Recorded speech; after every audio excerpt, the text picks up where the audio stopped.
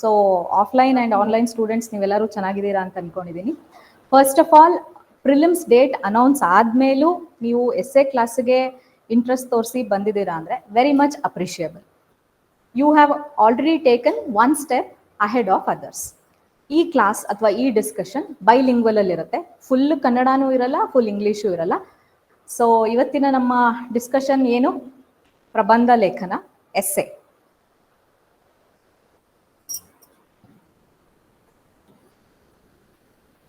Well, ಎಲ್ಲರೂ first ಟೈಮರ್ಸಾ ಕ್ಲಾಸಲ್ಲಿರೋರು ಅಟ್ಲೀಸ್ಟ್? ಓಕೆ, ಐ ಬಿಲೀವ್ ಆನ್ಲೈನಲ್ಲಿ ಮಿಕ್ಸ್ ಇರ್ಬೋದು. ಸೊ ನೀವೆಲ್ಲರೂ ಫ್ರೆಷರ್ಸ್, ಫಸ್ಟ್ ಅಟೆಂಪ್ಟ್. ಎಲ್ಲರೂ ಎಕ್ಸಾಮ್ಗೆ ಅಪ್ಲೈ ಮಾಡಿದ್ದೀರಾ? Louder? Okay, good. So prelims preparation ಒಂದು ಕಡೆ ಆದರೆ, ಎಸ್ಸೆ ಇರೋದು ಮೇನ್ಸ್ಗೆ ಈಗಲೇ ಯಾಕೆ ಪ್ರಿಪೇರ್ ಮಾಡಬೇಕು ಅನ್ನೋ ಡೌಟ್ ಅಟ್ಲೀಸ್ಟ್ 1% ಇರುತ್ತೆ. ನಿಮಗಿಲ್ಲ ಅಂದರೂ ಆನ್ಲೈನಲ್ಲಿರೋರು ಎಷ್ಟೊಂದು ಜನಕ್ಕೆ ಇರುತ್ತೆ, ಅಥವಾ ನಿಮಗೂ ಇದ್ದೇ ಇರುತ್ತೆ. ಓಕೆ, ಸಿ, ಈಗ ಪ್ರಿಲಿಮ್ಸಿಗೆ ಯಾವತ್ತಿಂದ ಓದ್ತಾ ಇದ್ದೀರಾ? ಆಲ್ಮೋಸ್ಟ್ ನೋಟಿಫಿಕೇಶನ್ ಆದಾಗಿಂದ, ಫೆಬ್ರವರಿ 26 ಆದಾಗಿಂದನೂ ಎಲ್ಲರೂ ಪ್ರಿಲಿಮ್ಸಿಗೆ ಓದ್ತಾನೇ ಇದ್ದೀರಾ. ಸಪೋಸ್ May 5 ಎಕ್ಸಾಮ್ ಆಗಿದ್ದಿದ್ರೆ, ಜೂನಲ್ಲಿ ಎಕ್ಸಾಮ್ ಆಗಿದ್ದಿದ್ರೆ, ಜುಲೈಯಲ್ಲಿ ಆಗಿದ್ದಿದ್ರೆ, ಆಗಸ್ಟಲ್ಲಿ ಆಗಿದ್ದಿದ್ರೆ, ಆಗಸ್ಟಲ್ಲಿ ಆಗೇ ಹೋಯ್ತು. ಸೊ ಯು ಆರ್ ರೆಡಿ ಅಲ್ಲ, ಎಲ್ಲರೂ ತಯಾರಿದ್ರಿ. ಓಕೆ, ಅದೇನಾಯ್ತು, ರೀ ಎಕ್ಸಾಮು, ಟ್ರಾನ್ಸ್ಲೇಷನ್, ಅದೆಲ್ಲ ಬಿಡೋಣ. Let's not worry too much about it. Okay, but prelims ಅನ್ನೋ ಅವಶ್ಯಕತೆ ಇಲ್ಲ ಅಂತ ಅನ್ಕೊಳ್ತೀನಿ. ತುಂಬಾನೇ ಅಂದ್ರೆ ಎಕ್ಸ್ಕ್ಲೂಸಿವ್ ಇಲ್ಲ, ನಂಗೆ ಸಾಧ್ಯನೇ ಇಲ್ಲ, ನಾನು ಬೇರೆ ಯಾವ ಸಬ್ಜೆಕ್ಟ್ ಬಗ್ಗೆನೂ ಯೋಚನೆ ಮಾಡಲ್ಲ, ನಾನು ಬರೀ ಪ್ರಿಲಿಮ್ಸೇ ಮಾಡ್ಕೊಂಡು ಹೋಗ್ತಾ ಇರ್ತೀನಿ ಅಂದ್ರೆ ಆಲ್ಮೋಸ್ಟ್ ಒಂದು ವರ್ಷಕ್ಕೆ 1 ತಿಂಗಳು ಕಮ್ಮಿ ಬರೀ ಪ್ರಿಲಿಮ್ಸೇ ಮಾಡ್ತಿರ್ತೀರಾ. ಹೌದಾ? ಫೆಬ್ರವರಿ ತಿಂಗಳು ಬಿಟ್ರೆ ಡಿಸೆಂಬರಲ್ಲಿ ಎಕ್ಸಾಮು ಅಂತಂದ್ರೆ ಸೊ ಆಲ್ಮೋಸ್ಟ್ ಇಟ್ಸ್ 1 year ಬರೀ ಪ್ರಿಲಿಮ್ಸೇ. ಪ್ರಿಲಿಮ್ಸ್ ಆದ್ಮೇಲೆ ಮೇನ್ಸ್ಗೆ ಎಷ್ಟು ದಿನ ಟೈಮ್ ಇರುತ್ತೆ? May be 2 to 3 months, maximum ಒಂದು 4 months ಸಿಗ್ಬೋದಾ?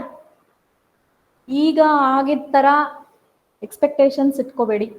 ಓಕೆ, ಪೋಸ್ಟ್ಪೋನ್ ಆಯಿತು, ಇಷ್ಟು ಸಲ ಪೋಸ್ಟ್ಪೋನ್ ಆಯಿತು, ಅದಾಯಿತು, ಇದಾಯಿತು, ಮತ್ತೆ ರೀ ಎಕ್ಸಾಮ್ ಇಲ್ಲ. ಒಂದ್ಸಲ ಮಿಸ್ಟೇಕ್ ಆಗಿದೆ, ಮತ್ತೆ ಮಿಸ್ಟೇಕ್ ಮಾಡಲ್ಲ. Because they are also responsible organisation ಅಲ್ವಾ, they are answerable to government. So ಆ ಥರ ಆಗತ್ತೆ ಅಂತ ಮತ್ತೆ ಯಾವುದೇ ಒಂದು ಆಸೆನಲ್ಲಿ ಇರಬೇಡಿ.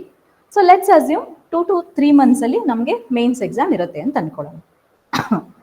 ಸೊ ಲೆಟ್ಸ್ ಇಮ್ಯಾಜಿನ್ ನೀವು ಇವಾಗ ಬರೀ ಪ್ರಿಲಿಮ್ಸ್ಗೆ ಓದ್ತಾನೇ ಇದ್ದೀರಾ. Only prelims, only prelims, only prelims, only MCQs. Okay, prelims ಮುಗಿಯುತ್ತೆ, ಆನ್ಸರ್ ಕೀ ಬಿಡ್ತಾರೆ, ನೀವೆಲ್ಲರೂ ಕ್ವಾಲಿಫೈ ಆಗ್ತೀರಾ. ಓಕೆ, ಇಲ್ಲಿರೋರು ಎಲ್ಲರೂ ಕ್ವಾಲಿಫೈ ಆಗ್ತೀರಾ, ಆನ್ಲೈನಲ್ಲಿರೋರು ಎಲ್ಲರೂ ಪ್ರಿಲಿಮ್ಸ್ ಪಾಸ್ ಮಾಡಿ ಮೇನ್ಸ್ ಎಕ್ಸಾಮ್ ಬರೆಯೋದಕ್ಕೆ ಕ್ವಾಲಿಫೈ ಆಗ್ತೀರಾ. ನಾನು ಹೇಳ್ತಾ ಇದ್ದೀನಿ ನಿಮಗೆ ಎಷ್ಟು 2 to 3 months, okay maximum 3 months ಸಿಗುತ್ತೆ ಅಂತ ಅನ್ಕೊಳ್ಳೋಣ. ಈ 3 months ನೀವು ಓದಬೇಕಾಗಿರೋ ಸಬ್ಜೆಕ್ಟ್ಸ್ ಎಷ್ಟು? 4 ಪೇಪರಾ? ಯು ಆರ್ ಹ್ಯಾವಿಂಗ್ ಮೇನ್ಸಲ್ಲಿ 4 papers plus 1 essay paper. GS1 3 subjects, GS2 3 subjects, GS3 again 3 subjects, GS4 exclusive 1 subject. 1 ತಿಂಗಳಲ್ಲಿ 4 ವಾರ. ಎಷ್ಟು ಸಬ್ಜೆಕ್ಟ್ ಆಯಿತು? 1 2 3 9 plus 1 10 subjects plus 1 essay. So 12 subjects. ಪಕ್ಕ ಮುಗಿಸ್ತೀರಾ ಒಂದು ವಾರಕ್ಕೆ ಒಂದು ಸಬ್ಜೆಕ್ಟ್ನ?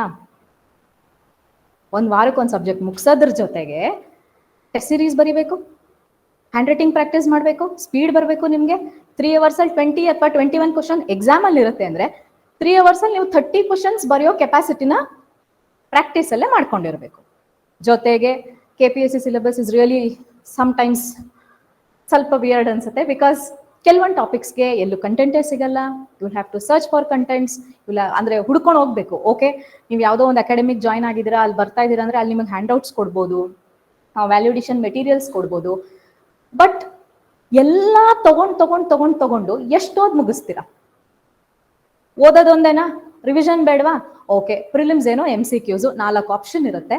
ಎಲ್ಲೋ ಒಂದು ಕಡೆ ಓದಿದ್ದೀವಿ ಅಂತಂದ್ರೂ ನಮ್ಗೇನೋ ಒಂದು ಚೂರಾದರೂ at least you can make an intelligent guess. But ಮೇನ್ಸಲ್ಲಿ ಆನ್ಸರ್ ರೈಟಿಂಗಲ್ಲಿ ಏನು ಗೆಸ್ ಮಾಡ್ತೀರಾ? Only if you know the content, if you know the concepts ನಿಮಗೆ ಕ್ಲಾರಿಟಿ ಇದ್ರೆ ಮಾತ್ರ you will be comfortable in writing 120 to 150 words of answer. Okay, and see ಈಗ ಪ್ರಿಲಿಮ್ಸಲ್ಲಿ 400 marks ಅಲ್ವಾ? ಈ 400 marks ನಮ್ಗೇನು ಔಟ್ ಆಫ್ ಔಟ್ ಬೇಕಾ? Not required. ಆದರೆ ಮೇನ್ಸಲ್ಲಿ ಹಂಗೆ ಅನ್ಕೊಳಕ್ಕಾಗಲ್ಲ. ಈಗ ಪ್ರಿಲಿಮ್ಸಲ್ಲಿ ಈಗ 100 ಕ್ವಶನಲ್ಲಿ ನೀವೊಂದು 20 ಕ್ವಶನ್ ಬಿಟ್ಟೇ ಬಂದ್ಬಿಟ್ರಿ, ನಿಮ್ದು ನೆಟ್ ಸ್ಕೋರ್ ಚೆನ್ನಾಗಿ ಬಂದ್ಬಿಟ್ಟಿದೆ ಅಂದ್ರೂ ಸ್ಟಿಲ್ ಇಟ್ ಇಸ್ ಓಕೆ. ಆದರೆ ಮೇನ್ಸಲ್ಲಿ ನೀವು 1 ಕ್ವಶನ್ ಬಿಟ್ರಿ, ಇಮ್ಯಾಜಿನ್ ನಿಮ್ಮ ಡ್ರೀಮ್ ಪೋಸ್ಟ್ ಕೈಯಿಂದ ಹೋಯ್ತು ಅಥವಾ ನೀವು ಲಿಸ್ಟಿಂದಾನೇ ಆಚೆ ಬಂದ್ರಿ ಅಂತ. ಬಿಕಾಸ್ ಇವತ್ತು ಕಾಂಪಿಟೇಷನ್ ತುಂಬಾ ಎವ್ರಿ ಡೇ ಕಾಂಪಿಟೇಷನ್ ಮೇಲೇನೆ ಆಗುತ್ತೆ. ಅವ್ರ ಸ್ಟ್ಯಾಂಡರ್ಡ್ಸ್ನ ಕಮ್ಮಿ ಮಾಡಲ್ಲ. You should raise your bars. ಹೌದಾ? 1 ಕ್ವಶನ್ ಬಿಟ್ರಿ, ಇಟ್ಸ್ ಲಿಸ್ಟಿಂದ ಆಚೆ ಬಂದ್ರಿ ಅಂತ. ಮೇ ಬಿ ನೀವು ಮೈನ್ಸ್ ಕ್ಲಿಯರ್ ಮಾಡಿ ಇಂಟರ್ವ್ಯೂಗೆ ಹೋಗ್ತೀರಾ, ಬಟ್ ನಿಮಗೆ ಫೈನಲ್ ಲಿಸ್ಟಲ್ಲಿ ಸೆಲೆಕ್ಷನ್ ಆಗೋದು ಚಾನ್ಸಸ್ ಕಮ್ಮಿ. ಬಿಕಾಸ್ ಇವತ್ತು most of the UPSC interview ಕೊಟ್ಟಿರುವಂಥ ಆಸ್ಪಿರೆಂಟ್ಸು ನಿಮ್ಗೆ ಇವತ್ತು ಕಾಂಪಿಟೇಟರ್ಸ್ ಇದ್ದಾರೆ. ಆಮೇಲೆ ನಿಮ್ಗೆ ಅದು ತುಂಬ ತಲೆಯಲ್ಲಿದೆ, like Kannada medium, English medium, though it only knowledge matters, language matter ಆಗಲ್ಲ, ನಾನು ಯಾವಾಗಲೂ ಹೇಳ್ತಾ ಇರ್ತೀನಿ. ಸೊ ಇಷ್ಟೆಲ್ಲ ಪ್ರೆಷರ್ ಇಟ್ಕೊಂಡು, ಈ ರೀತಿಯೆಲ್ಲ ಟೆನ್ಷನ್ ಇಟ್ಕೊಂಡು ನೀವು ಅಷ್ಟು ಸಬ್ಜೆಕ್ಟ್ಸ್ಗೆ 10 ಸಬ್ಜೆಕ್ಟ್ಗೆ 2 ರಿಂದ 3 ತಿಂಗಳಲ್ಲಿ ರೆಡಿ ಆಗಕ್ಕಾಗತ್ತಾ? ಓಕೆ. ಇನ್ನ ಜಸ್ಟಿಫಿಕೇಶನ್. ಈಗ ನೋಡಿ, ಆಯ್ತು ರೆಡಿನೇ ಆಗ್ಬಿಡ್ತೀರಾ ಅಂತ ಅನ್ಕೊಳ್ಳಿ. ಯಾವ ರೀತಿ ಇರುತ್ತೆ ಒಬ್ಬ ಆಸ್ಪಿರೆಂಟ್ದು ಸೈಕಾಲಜಿ ಅಂತಂದ್ರೆ, ನನಗೂ ಆಗಿತ್ತು. Even I have faced all these things. ಹೆಂಗಿರ್ತಾ ಇತ್ತು ಅಂತಂದ್ರೆ, ಅಂದ್ರೆ at least when I gave my first 2 attempts ಯಾವ ತರ ಇರ್ತಾ ಇತ್ತು ಅಂದ್ರೆ, ನಾನು ಯಾವತ್ತೂ ಎಸ್ಸೆ ಪ್ರಾಕ್ಟೀಸೇ ಮಾಡ್ತಾ ಇರಲಿಲ್ಲ. ಏನ್ ಮೈಂಡ್ ಸೆಟ್ ಇರ್ತಾ ಇತ್ತು ಅಂದ್ರೆ, ಎಸ್ಸೆ ತಾನೇ, ಎಕ್ಸಾಮಲ್ಲಿ ಹೋಗಿ ಬರೆಯೋಣ ಒಂದೇ ಸಲ. ನಾನು ಸ್ಕೂಲಲ್ಲಿ ಟಾಪರ್ ಇದ್ದೆ ಎಸ್ಸೆನಲ್ಲಿ. ನಾನು ಇಂಟರ್ ಸ್ಕೂಲ್ ಕಾಂಪಿಟೇಷನಲ್ಲಿ ನಂಗೆ ಹೈಯೆಸ್ಟ್ ಮಾರ್ಕ್ಸ್ ಬಂದಿತ್ತು, ಇಂಟರ್ ಕಾಲೇಜಲ್ಲಿ ಹೈಯೆಸ್ಟ್ ಮಾರ್ಕ್ಸ್ ಬಂದಿತ್ತು, ಅದೆಲ್ಲ ಮುಗೀತು. ಆ ಕತೆ, ಆ ಒಂದು ಬ್ಯಾಕ್ಗ್ರೌಂಡ್ ನಮ್ಗೆ ಇಲ್ಲಿ ಹೆಲ್ಪ್ ಆಗಲ್ಲ. ಯಾಕಂದ್ರೆ ಇದು ಸ್ಕೂಲ್ ಲೆವೆಲ್ ಎಸ್ಸೆ ಅಥವಾ ನೀವು ಯಾವುದೋ ಕಾಲೇಜ್ ಲೆವೆಲ್ ಎಸ್ಸೆ ಬರೀತಾ ಇಲ್ಲ. ನೀವಿಲ್ಲಿ ಒಂದು ಕಾಂಪಿಟೇಟಿವ್ ಎಕ್ಸಾಮ್ಗೆ, ಒಂದು ಗಜೆಟೆಡ್ ಪೋಸ್ಟ್ಗೆ ಫೈಟ್ ಮಾಡ್ತಿದ್ದೀರಾ, ನೀವೊಂದು ಎಸ್ಸೆ ಬರೀಬೇಕು. ಬಟ್ ಯೂಶಲಿ ಸ್ಟೂಡೆಂಟ್ಸ್ ಏನಾಗೋಗುತ್ತೆ ಅಂದ್ರೆ, ಬರೀ ಪ್ರಿಲಿಮ್ಸ್ಗೆ ಓದ್ಕೊಂಡು ಬಂದಿರ್ತೀರಾ. ಪ್ರಿಲಿಮ್ಸ್ ರಿಸಲ್ಟ್ ಬಂದ್ಮೇಲೆ ಓಕೆ, ಆ ರಿಸಲ್ಟ್ ಬರೋಷ್ಟು 1 ತಿಂಗಳು ಓಕೆ, ಆನ್ಸರ್ ಕೀ ಚೆಕ್ ಮಾಡ್ಕೊಂಡು ನೀವು ಕ್ಲಿಯರ್ ಆಗಿದ್ದೀರಾ ಅಂತ ಗೊತ್ತಾದ ತಕ್ಷಣ mains mains mains mains mains. ಆ ಮೇನ್ಸ್ ಮೇನ್ಸ್ ಮೇನ್ಸ್ ಎಲ್ಲಿರುತ್ತೆ ಅಂತಂದ್ರೆ, ಬರೀ ನಿಮ್ಮ GS 1, 2, 3, 4 ಮೇಲೆ ಇರುತ್ತೆ concentration. You will keep on procrastinating. ನೀವು ಮುಂದಕ್ಕೆ ಹಾಕ್ತಾ ಹೋಗ್ತೀರಾ, ಎಸ್ಸೆ ನಿಧಾನಕ್ಕೆ ಮಾಡೋಣ, ಲಾಸ್ಟಲ್ಲಿ ಮಾಡೋಣ. ಆ ಲಾಸ್ಟ್ ದಿನ ಯಾವತ್ತೂ ಬರೋದೇ ಇಲ್ಲ. ಫೈನಲ್ ಎಕ್ಸಾಮ್ ಕೂಡ ಬಂದು ಹೊಟ್ಟೋಗ್ಬಿಟ್ಟಿರುತ್ತೆ. ಸೊ ನೀವು ಎಸ್ಸೆಗೆ ಏನು ತಯಾರಿನೇ ಮಾಡ್ಕೊಳ್ದಂಗೆ ಅಲ್ಲೋಗಿ ಎಕ್ಸಾಮಲ್ಲಿ ಬರಿತೀರಾ ಅಂದ್ರೆ ಎಷ್ಟು ಬರ್ಬೋದು? ಒಂದು 150 ಬರುತ್ತಾ ಮ್ಯಾಕ್ಸಿಮಮ್? ನಾನು ಹೇಳ್ತಾ ಇರೋದು 150 ಬರ್ಬೋದಾ? ಎಷ್ಟು ಜನಕ್ಕೆ ಕಾನ್ಫಿಡೆನ್ಸ್ ಇದೆ 150 ಬರುತ್ತೆ ಅಂತ? ಆನ್ಸರ್ ನಿಮ್ಮ ಹತ್ರನೇ ಇದೆ ಅಲ್ವಾ? ಇದು ನಾನು ಹೇಳ್ತಾ ಇರೋದು ನೀವೇನು ಪ್ರಿಪರೇಷನ್ ಮಾಡ್ಕೊಳ್ದೆ, ನಿಮ್ಮನ್ನು ನೀವೇ ತುಂಬಾ ನಂಬಿಕೆ ಇಟ್ಕೊಂಡು ಆತ್ಮವಿಶ್ವಾಸದಿಂದ ಹೋದ್ರೂ ಸಹ it won't help. Essay needs practice. Because essay is for how many marks? 250 marks. ಬೇರೆ ಸಬ್ಜೆಕ್ಟ್ಸ್ ಅಲ್ಲೆಲ್ಲ ನಿಮಗೆ ಡಿವೈಡ್ ಆಗೋಗುತ್ತೆ ಮಾರ್ಕ್ಸ್, ಲೈಕ್ 70 to 90 ಮಾರ್ಕ್ಸ್ ಅಥವಾ 50 to 70 marks, 70 to 90 marks. So 3 subject ಸೇರಿ ನಿಮಗೆ 250 ಮಾರ್ಕ್ಸ್ ಬರುತ್ತೆ ಅಂತಂದ್ರೆ, ಎಸ್ಸೆ ಪೇಪರ್ ಅಲ್ಲಿ just one subject you are going to get 250 marks. ಆಮೇಲೆ ಎಷ್ಟು ಕ್ವಶನ್ ಇರುತ್ತೆ? 2 ಕ್ವಶನ್ ಬರೀಬೇಕು. 2 ಕ್ವಶನ್ ಇಂದ ನೀವು 250 ಮಾರ್ಕ್ಸ್ ದುಡಿಬೇಕು. You should earn that 250 marks. I am not telling you okay 250 out of 250 ತೆಗೀರಿ ಅಂತ. At least one decent score, 170, 180. My score was 176.50. But the highest essay score was 222 out of 250. ನನ್ನ score ಗೊತ್ತಾದ ತಕ್ಷಣ ನಮ್ಮ mentors ಎಲ್ಲ very good score, ಚೆನ್ನಾಗಿ ಬಂದಿದೆ, 150+ ಅಂದ್ರೆ ಇಟ್ಸ್ ಅ ಗುಡ್ ಸ್ಕೋರ್ ಅಂದರು. ಬಟ್ ನನಗೆ ಈ ಸ್ಕೋರ್ ನೋಡಿದಾಗ ನಾನು ಎಲ್ಲಿದ್ದೀನಿ ಅಂತ ಅನ್ನಿಸ್ತು. ಓಕೆ, ಸೊ ಕಾಂಪಿಟೇಷನ್ ಆ ಲೆವೆಲ್ಗೆ ಹೊಟ್ಟೋಗಿದೆ.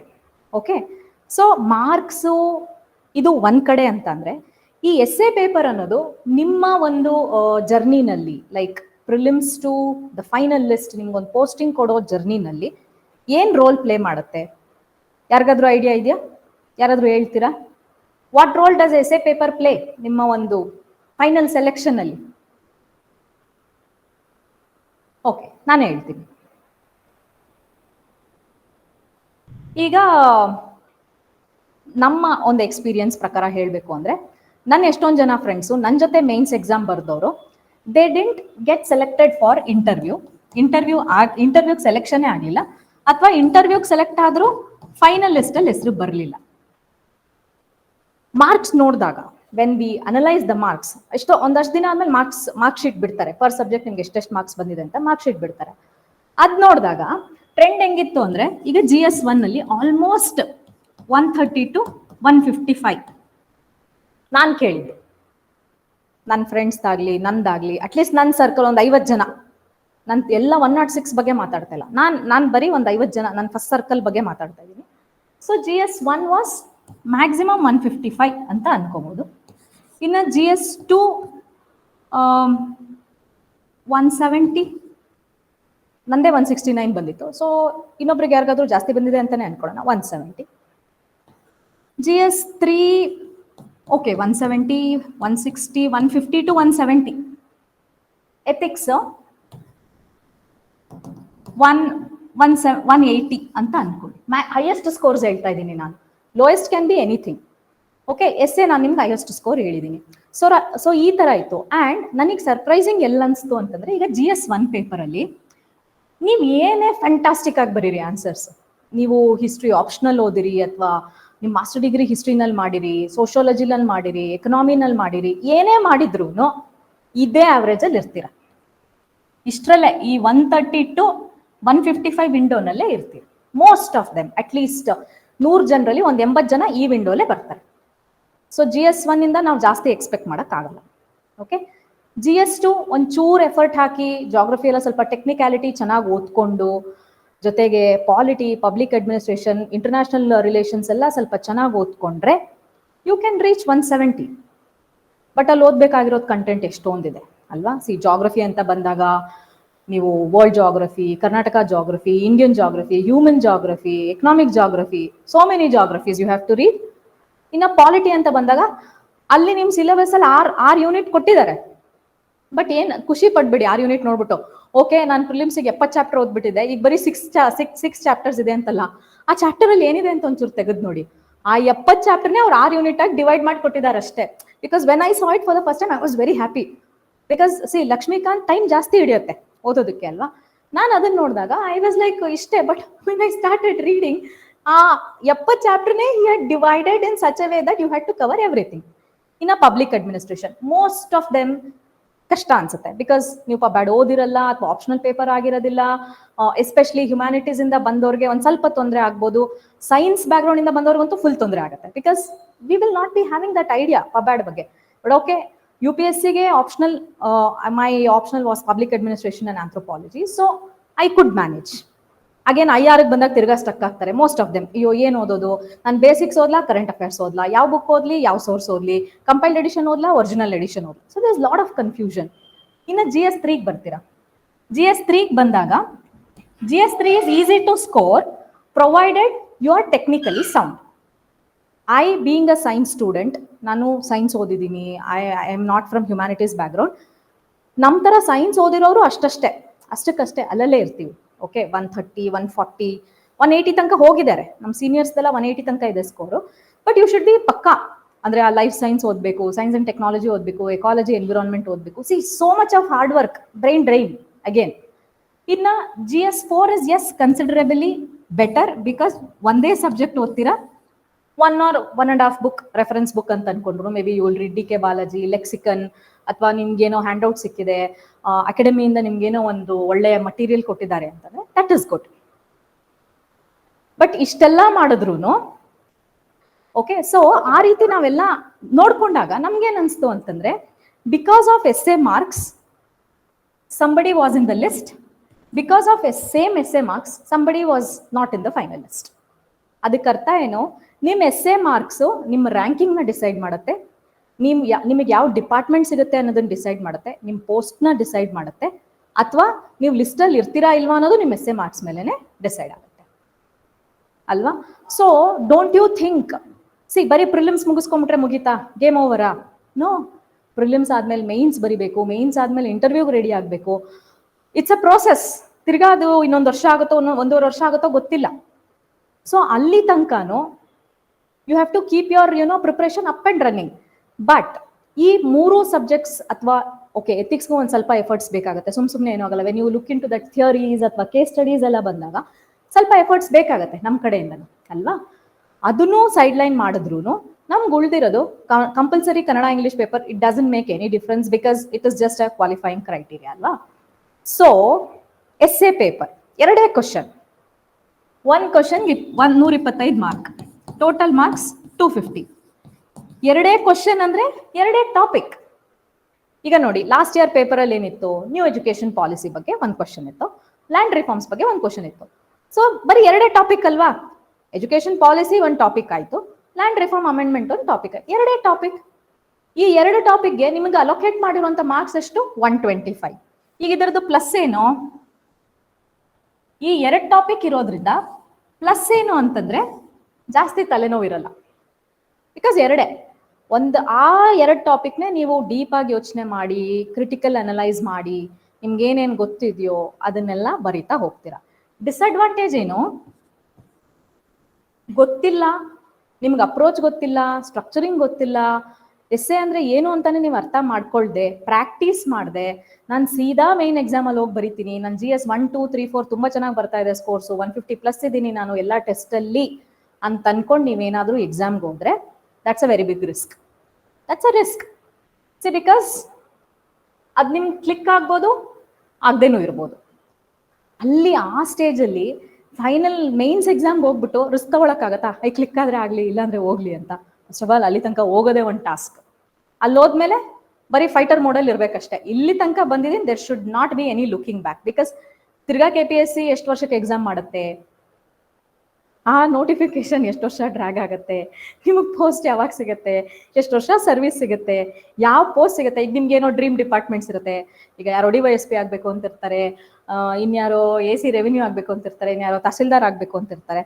ಆ ಪೋಸ್ಟ್ಗಳು ನೆಕ್ಸ್ಟ್ ನೋಟಿಫಿಕೇಶನ್ ಅಲ್ಲಿ ಬರಲೇ ಇಲ್ಲ ಅಂದ್ರೆ ಇನ್ನೊಂದು ನೋಟಿಫಿಕೇಶನ್ ಕಾಯ್ತೀರಾ? 10 ವರ್ಷ ಆಗೋಗಿರುತ್ತೆ ಅಷ್ಟೊತ್ತಿಗೆ. Okay, there are some inside information like KPSC UPSC ತರ ಆಗತ್ತೆ, ವರ್ಷಕ್ಕೊಂದು ಎಕ್ಸಾಮ್ ಮಾಡ್ತಾರೆ, ಡೇಟ್ಸ್ ಎಲ್ಲ ಕೊಡ್ತಾರೆ ಅಂತ. ಆ ತರ ಆದ್ರೆ ತುಂಬಾ ಒಳ್ಳೇದು. ಅಟ್ಲೀಸ್ಟ್ ಯಂಗ್ಸ್ಟರ್ಸ್ಗೆ ಎವ್ರಿ ಇಯರ್ ಒಂದು ಆಪರ್ಚುನಿಟಿ ಸಿಗುತ್ತೆ. That's a very good thing. But UPSC ಆದಂಗೆ ಅಷ್ಟು ನಂಬರ್ ಆಫ್ ಪೋಸ್ಟ್ಸ್ ಆಗಲ್ಲ. ಸಪೋಸ್ ಅವ್ರು ರೆಗ್ಯುಲರ್ ಬೇಸಿಸ್ ಮೇಲೆ ಮಾಡಿದ್ರು ಅಂದ್ರೆ there are so many other things also. Finance department ಇಂದ ಅವ್ರಿಗೆ ಅಪ್ರೂವಲ್ ಸಿಗಬೇಕು.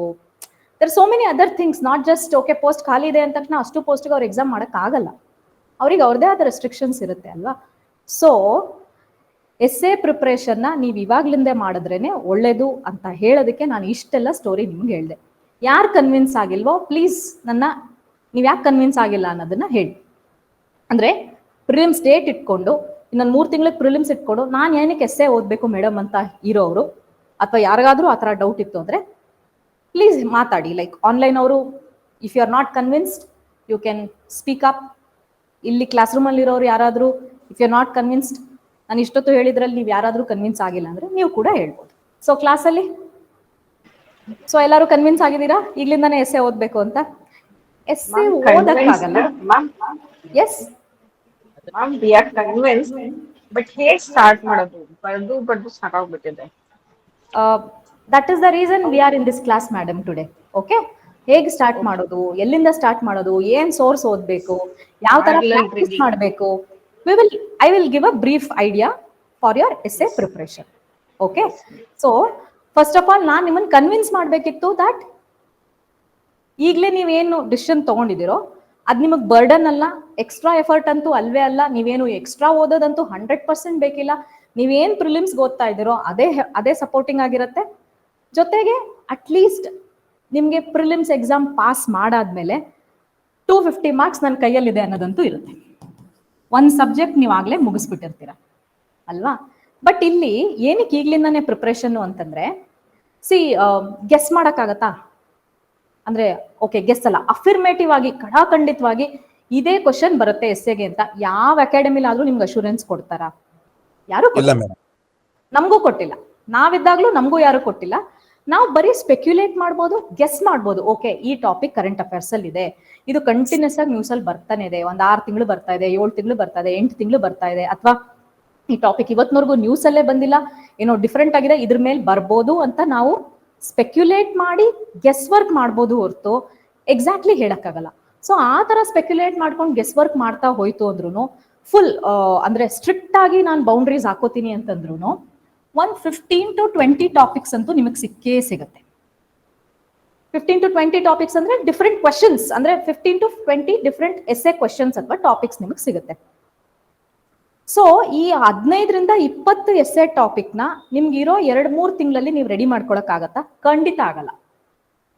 ಈಗ್ಲಿಂದಾನೇ ನೀವು ಎಸ್ಸೆ ಅಂದ್ರೆ ಏನು, ನಾನು ಯಾವ ರೀತಿ ಅದಕ್ಕೆ ಸೋರ್ಸ್ನ ಕಲೆಕ್ಟ್ ಮಾಡ್ಕೋಬೇಕು, ಯಾವ ರೀತಿ ನಂದೇ ಆದ ನೋಟ್ಸ್ ಮಾಡ್ಕೋಬೇಕು, ಯಾವ ರೀತಿ ಇಂಟ್ರೊಡಕ್ಷನ್, ಯಾವ ರೀತಿ ಬಾಡಿ, ಯಾವ ರೀತಿ ಕನ್ಕ್ಲೂಷನ್ ಅಂತ ನಿಮ್ ಮೈಂಡಲ್ಲಿ ನೀವು ಈಗ್ಲಿಂದಾನೇ ಒಂದು ಇಮೇಜ್ನ ನೀವು ಬಿಲ್ಡ್ ಮಾಡ್ತಾ ಹೋಯ್ತು ಅಂತಂದ್ರೆ ಅದೇ ಕೇಕ್ ವಾಕ್ ಅಂತ ನಾನು ಹೇಳಲ್ಲ. ಓಕೆ, ನೀವು ಐ ವಿಲ್ ಅಶ್ಯೂರ್ ಯು ನಿಮ್ಗೆ 250ಕ್ಕೆ ಲಾಸ್ಟ್ ಟೈಮ್ ಯಾರೋ 222 ತೆಗೆದಿದ್ದಾರೆ, ನೀವು ಈ ಸಲ 250 ತೆಗೆದ್ಬಿಡ್ತೀರಾ ಅಂತ ನಾನು ಹೇಳಲ್ಲ. ಬಟ್ ಅಟ್ ಲೀಸ್ಟ್ ನೀವೊಂದು ಡೀಸೆಂಟ್ ಎಸ್ಸೆ ಬರೆದು ಬರ್ತೀರಾ, ನಿಮ್ಗೊಂದು ಡೀಸೆಂಟ್ ಮಾರ್ಕ್ಸ್ ಬರುತ್ತೆ. What is that decent marks? Something above 160, 170 ಮೇಲೆ ನಿಮ್ಗೊಂದು ಮಾರ್ಕ್ಸ್ ಬರೋಷ್ಟು ಕೇಪಬಿಲಿಟಿನ ಈಗ್ಲಿಂದಾನೇ ನೀವು ಬಿಲ್ಡ್ ಮಾಡ್ಕೋಬಹುದು. ಏನು ಎಕ್ಸ್ಟ್ರಾ ಓದಂಗಿಲ್ಲ, ಏನು ಎಕ್ಸ್ಟ್ರಾ ಎಫರ್ಟ್ಸ್ ಇಲ್ಲ.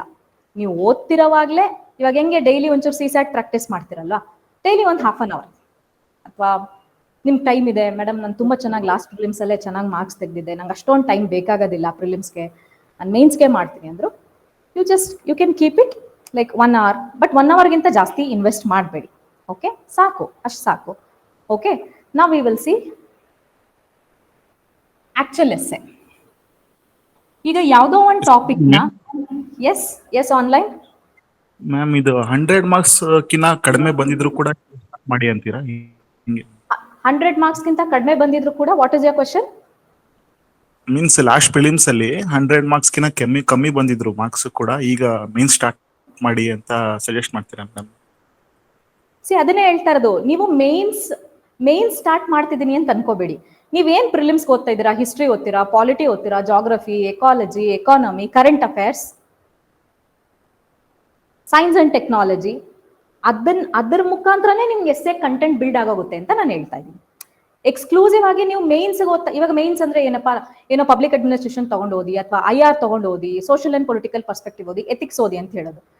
ಬಟ್ ಆಕ್ಚುಲಿ ಎಸ್ಸೆಗೆ ಎಕ್ಸ್ಕ್ಲೂಸಿವ್ ಪ್ರಿಪರೇಷನ್ ಬೇಡ ಅಂತ ನಾನು ಹೇಳ್ತಾ ಇದ್ದೀನಿ. ನೀವು ಈಗ ಏನ್ ಓದಿದಿರೋ ಒಂದು 6 to 8 ಸಬ್ಜೆಕ್ಟ್ಸ್ ಓದಿರ್ತೀರಾ ಅಲ್ವಾ, ನೀವು ಆ ಸಬ್ಜೆಕ್ಟ್ಸ್ ಇಂದಾನೇ ನೀವು ಸೋರ್ಸ್ ಔಟ್ ಮಾಡ್ಬೋದು, ಎಕ್ಸ್ಟ್ರಾ ಎಫರ್ಟೇ ಬೇಡ ಅಂತ ಹೇಳ್ತಾ ಇದ್ದೀನಿ. ಓಕೆ, ಸೊ ಈಗ ಎಸ್ಸೆ ಯಾವುದೇ ಒಂದು ಎಕ್ಸಾಮ್ ಆಗಲಿ, not just civil service exam, may be your degree exam, your university level exam, ಯಾವುದೇ ಒಂದು ಎಕ್ಸಾಮ್ ಅಲ್ಲಿ ಯಾವ್ದಾದ್ರು ಒಂದು ಟಾಪಿಕ್ ಅಥವಾ ಒಂದು ಸಿಲೆಬಸ್ನ ಕೊಟ್ಟು, ಈ ಸಿಲೆಬಸ್ ಅಲ್ಲಿ ಈ ತರ ಟಾಪಿಕ್ಸ್ ನಾವು ಎಕ್ಸ್ಪೆಕ್ಟ್ ಮಾಡ್ಬೋದು ಎಕ್ಸಾಮ್ ಅಲ್ಲಿ ಅಂತ ಬಂದಿದೆ ಅಂತಂದ್ರೆ, ಸುಮ್ಮನೆ ಬ್ಲೈಂಡ್ ಆಗಿ ಸಿಲೆಬಸ್ ಕಾಪಿ ಇಟ್ಕೊಂಡು ಅದಕ್ಕೇನು ಬುಕ್ ಇದೆ, ಆಥರು, ಸ್ಟ್ಯಾಂಡರ್ಡ್ ಬುಕ್ ಹೇಳಿ ಮೇಡಮ್, ಸ್ಟ್ಯಾಂಡರ್ಡ್ ಬುಕ್ ಹೇಳಿ ಸರ್ ತಗೊಂಡು ಓದೋದಲ್ಲ. That won't give you knowledge. ಅದು ಶಾರ್ಟ್ ಟರ್ಮ್, ನೀವೇನ್ ಗೈನ್ ಮಾಡ್ತಿರೋ ಆ ಥರ ಅದು ತುಂಬಾ ಶಾರ್ಟ್ ಟರ್ಮ್ ಇರುತ್ತೆ. ಓಕೆ, ಯಾವ್ದೋ ಒಂದು ಟಾಪಿಕ್ನ ಅವರೊಂದು ಎಕ್ಸಾಮ್ ಅಲ್ಲಿ ಇಡ್ತಾ ಇದ್ದಾರೆ ಅಂತಂದ್ರೆ ಫಸ್ಟ್ ನೀವು ಅರ್ಥ ಮಾಡ್ಕೋಬೇಕಾಗಿರೋದು ಏನಕ್ಕೋಸ್ಕರ ಆ ಟಾಪಿಕ್ನ ಇಟ್ಟಿದ್ದಾರೆ. Why, what is the purpose? ಈಗ ಸಿವಿಲ್ ಸರ್ವಿಸ್ ಎಕ್ಸಾಮ್ ಅಲ್ಲಿ ಏನಕ್ಕೆ ಬೇಕು ಎಸ್ಸೆ? ಕೇಳ್ಕೊಂಡಿಲ್ವಾ? ಒಂದ್ಸಲಿನೂ ನಿಮ್ಮನ್ನು ನೀವು ಯಾರು ಕ್ವಶನ್ ಕೇಳ್ಕೊಂಡಿಲ್ಲ ಅಂದ್ರೆ ಇವತ್ತು ಕೇಳ್ಕೊಳ್ಳಿ, ಏನಕ್ಕೋಸ್ಕರ ಎಸ್ಸೆ? ಆ ಎಸ್ಸೆಗೋಸ್ಕರ ಸಪ್ರೇಟ್ ಕ್ಲಾಸ್ ಏನಕ್ಕೆ? 250 ಮಾರ್ಕ್ಸ್ ಏನಕ್ಕೆ ಇಟ್ಟಿದ್ದಾರೆ? ಅದು ಎಷ್ಟು ಇಂಪಾರ್ಟೆಂಟ್ ಅಂದ್ರೆ ನಿಮ್ಮ ಎಕ್ಸಾಮಿನೇಷನ್ ಅಲ್ಲಿ 250 ಮಾರ್ಕ್ ಇದೆ ಜಸ್ಟ್ ಫಾರ್ 2 questions. ಬೇರೆ ಎಲ್ಲಾ ಪೇಪರ್ ಅಲ್ಲೂ ನಿಮ್ಗೆ ಎಷ್ಟು ಮಾರ್ಕ್ಸ್ ಇರುತ್ತೆ? Maximum 50 marks, okay 20 marks maximum is that. 10 marks ಇಂದ ಮ್ಯಾಕ್ಸಿಮಮ್ 20 ಮಾರ್ಕ್ಸ್ಗೆ ಸ್ಟಾಪ್ ಆಗುತ್ತೆ. ಬಟ್ ಎಸ್ಸೆ ಪೇಪರ್ ಅಲ್ಲಿ 2 ಕ್ವಶನ್ ನೀವು 250 ಮಾರ್ಕ್ ಬರೀತೀರಾ ಅಂದ್ರೆ, don't you think that is something important? If you have not thought, please think so. ಇವತ್ತಿನವರೆಗೂ ನೀವು ಆ ನಿಟ್ಟಿನಲ್ಲಿ ಯೋಚನೆ ಮಾಡಿಲ್ಲ ಅಂದ್ರೆ ಇನ್ ಮುಂದೆ ಯೋಚನೆ ಮಾಡಕ್ ಶುರು ಮಾಡಿ. ನಿಮ್ಮ ಎಸ್ಸೆ ಪ್ರಿಪರೇಷನ್ 50% ಮುಗ್ದೋಗುತ್ತೆ. ಅವಾಗ ನೀವೇನು ನೋಟ್ಸು ಮಾಡಬೇಡಿ, ಎಂಥದ್ದು ಬೇಕಿಲ್ಲ. ನೀವು ಆ ಥರ ಯೋಚನೆ ಮಾಡಿ ಕನ್ವಿನ್ಸ್ ಆದ್ರೆ ಸಾಕು, almost you are sorted out. ನಿಮ್ಗೇನು ಕನ್ಫ್ಯೂಷನ್ಸ್ ಇರೋದಿಲ್ಲ.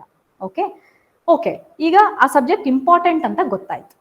ಈಗ ನಾನು ಹೇಳಿದೆ 250 ಮಾರ್ಕ್ಗೆ ಇಟ್ಟಿದ್ದಾರೆ ಅಂತಂದ್ರೆ ದಟ್ ಸಬ್ಜೆಕ್ಟ್ ಇಸ್ ಇಂಪಾರ್ಟೆಂಟ್, ನೀವು ಒಪ್ಕೊಂಡ್ರಿ ಇಂಪಾರ್ಟೆಂಟ್ ಅಂತ.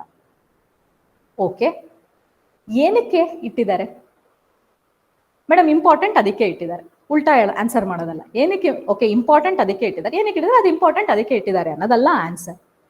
ಈಗ ನೋಡಿ, ನೀವು ಸಿವಿಲ್ ಸರ್ವಿಸ್ ಎಕ್ಸಾಮ್ ಬರೀತಾ ಇದ್ದೀರಾ.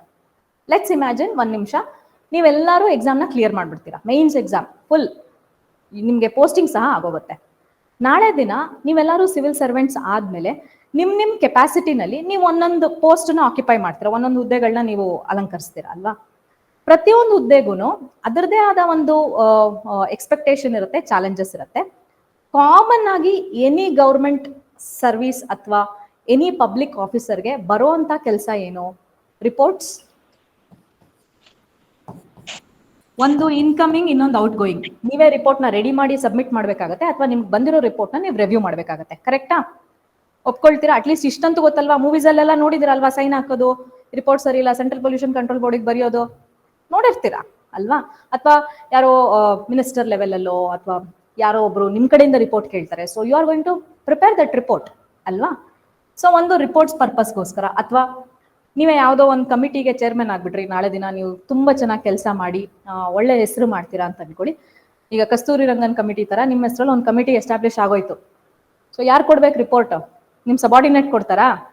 ನೀವೇ ಕೊಡ್ಬೇಕು.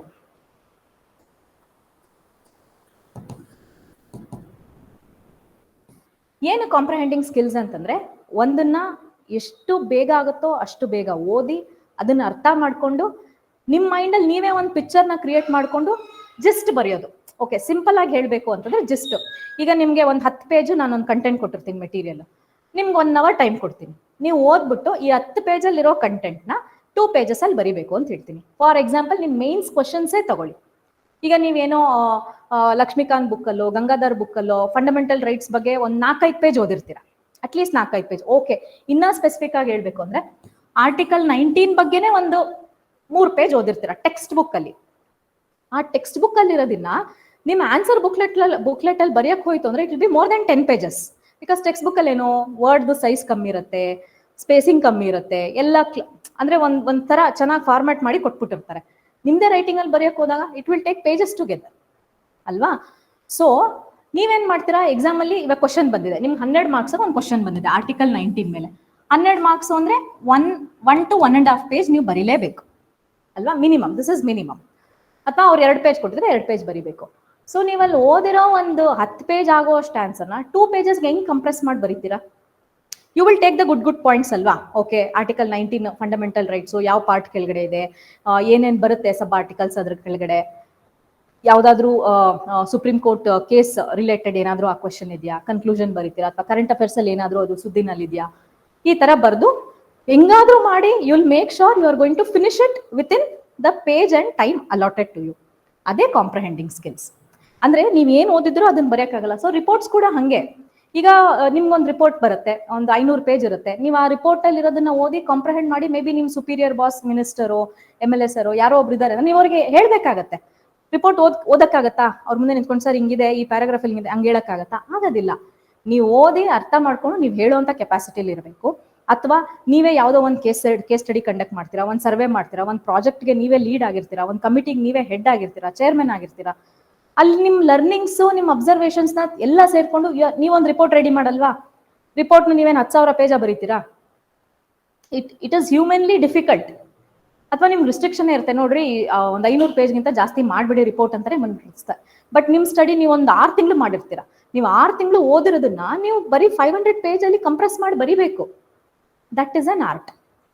ಆ ಆರ್ಟು, ಆ ಟೆಕ್ನಿಕ್, ಆ ಸ್ಕಿಲ್ಸ್ ಅಂದ್ರೆ ನಿಮ್ಗೆ ಎಷ್ಟು ಮಟ್ಟಕ್ಕೆ ಎಕ್ಸ್ಪ್ರೆಸ್ ಮಾಡುವಂತ ಕೆಪಾಸಿಟಿ ಇದೆ, ಎಷ್ಟು ಮಟ್ಟಕ್ಕೆ ಅರ್ಥ ಮಾಡ್ಕೊಳ್ಳೋಂತ ಕೇಪಬಿಲಿಟಿ ಇದೆ, ನಿಮ್ಮ ಅರ್ಥ ಮಾಡ್ಕೊಂಡಿರೋದು ಎಕ್ಸ್ಪ್ರೆಷನ್ ಎಷ್ಟು ಮಟ್ಟಕ್ಕೆ ರಿಲೆವೆಂಟ್ ಆಗಿದೆ. ಈಗ ನೋಡಿ, ನನಗೆ ಒಂದ್ ರೀತಿಲಿ ಅರ್ಥ ಆಗಿದೆ, ನನಗೆ ಅರ್ಥ ಆದ್ರೆ ಸಾಕಾ?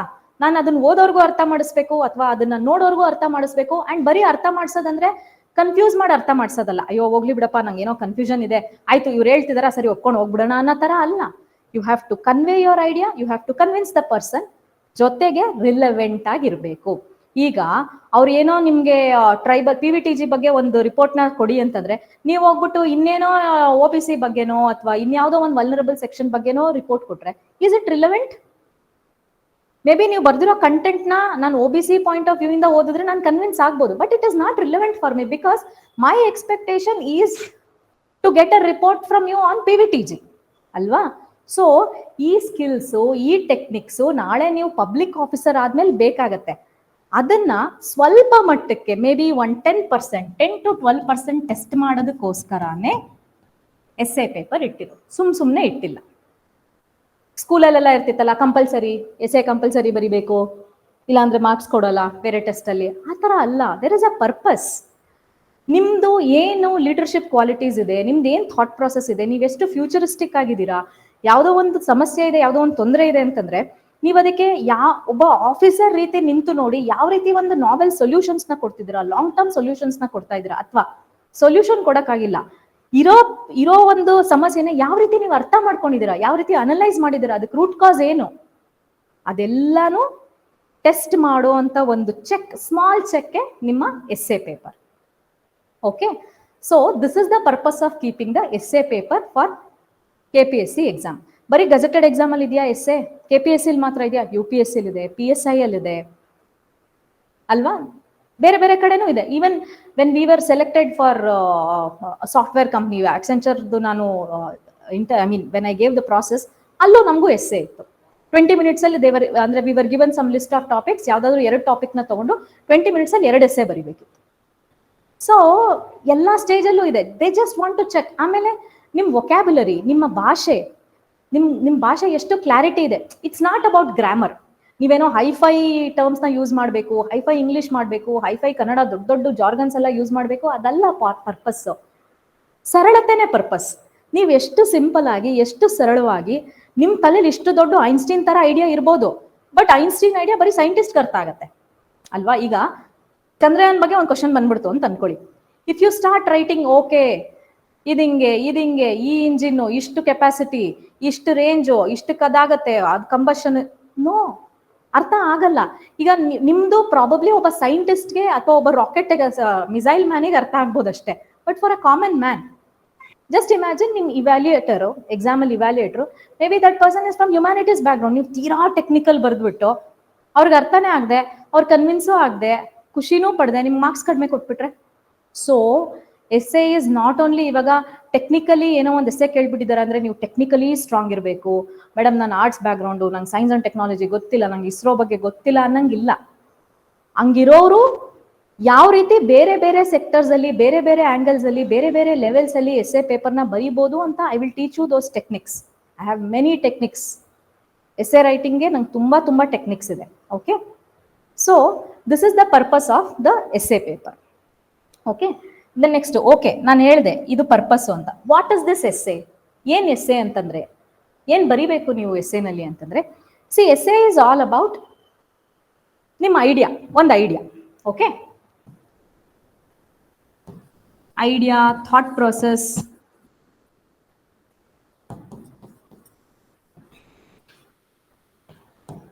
Expression, opinion, analysis, pros, cons, conclusion,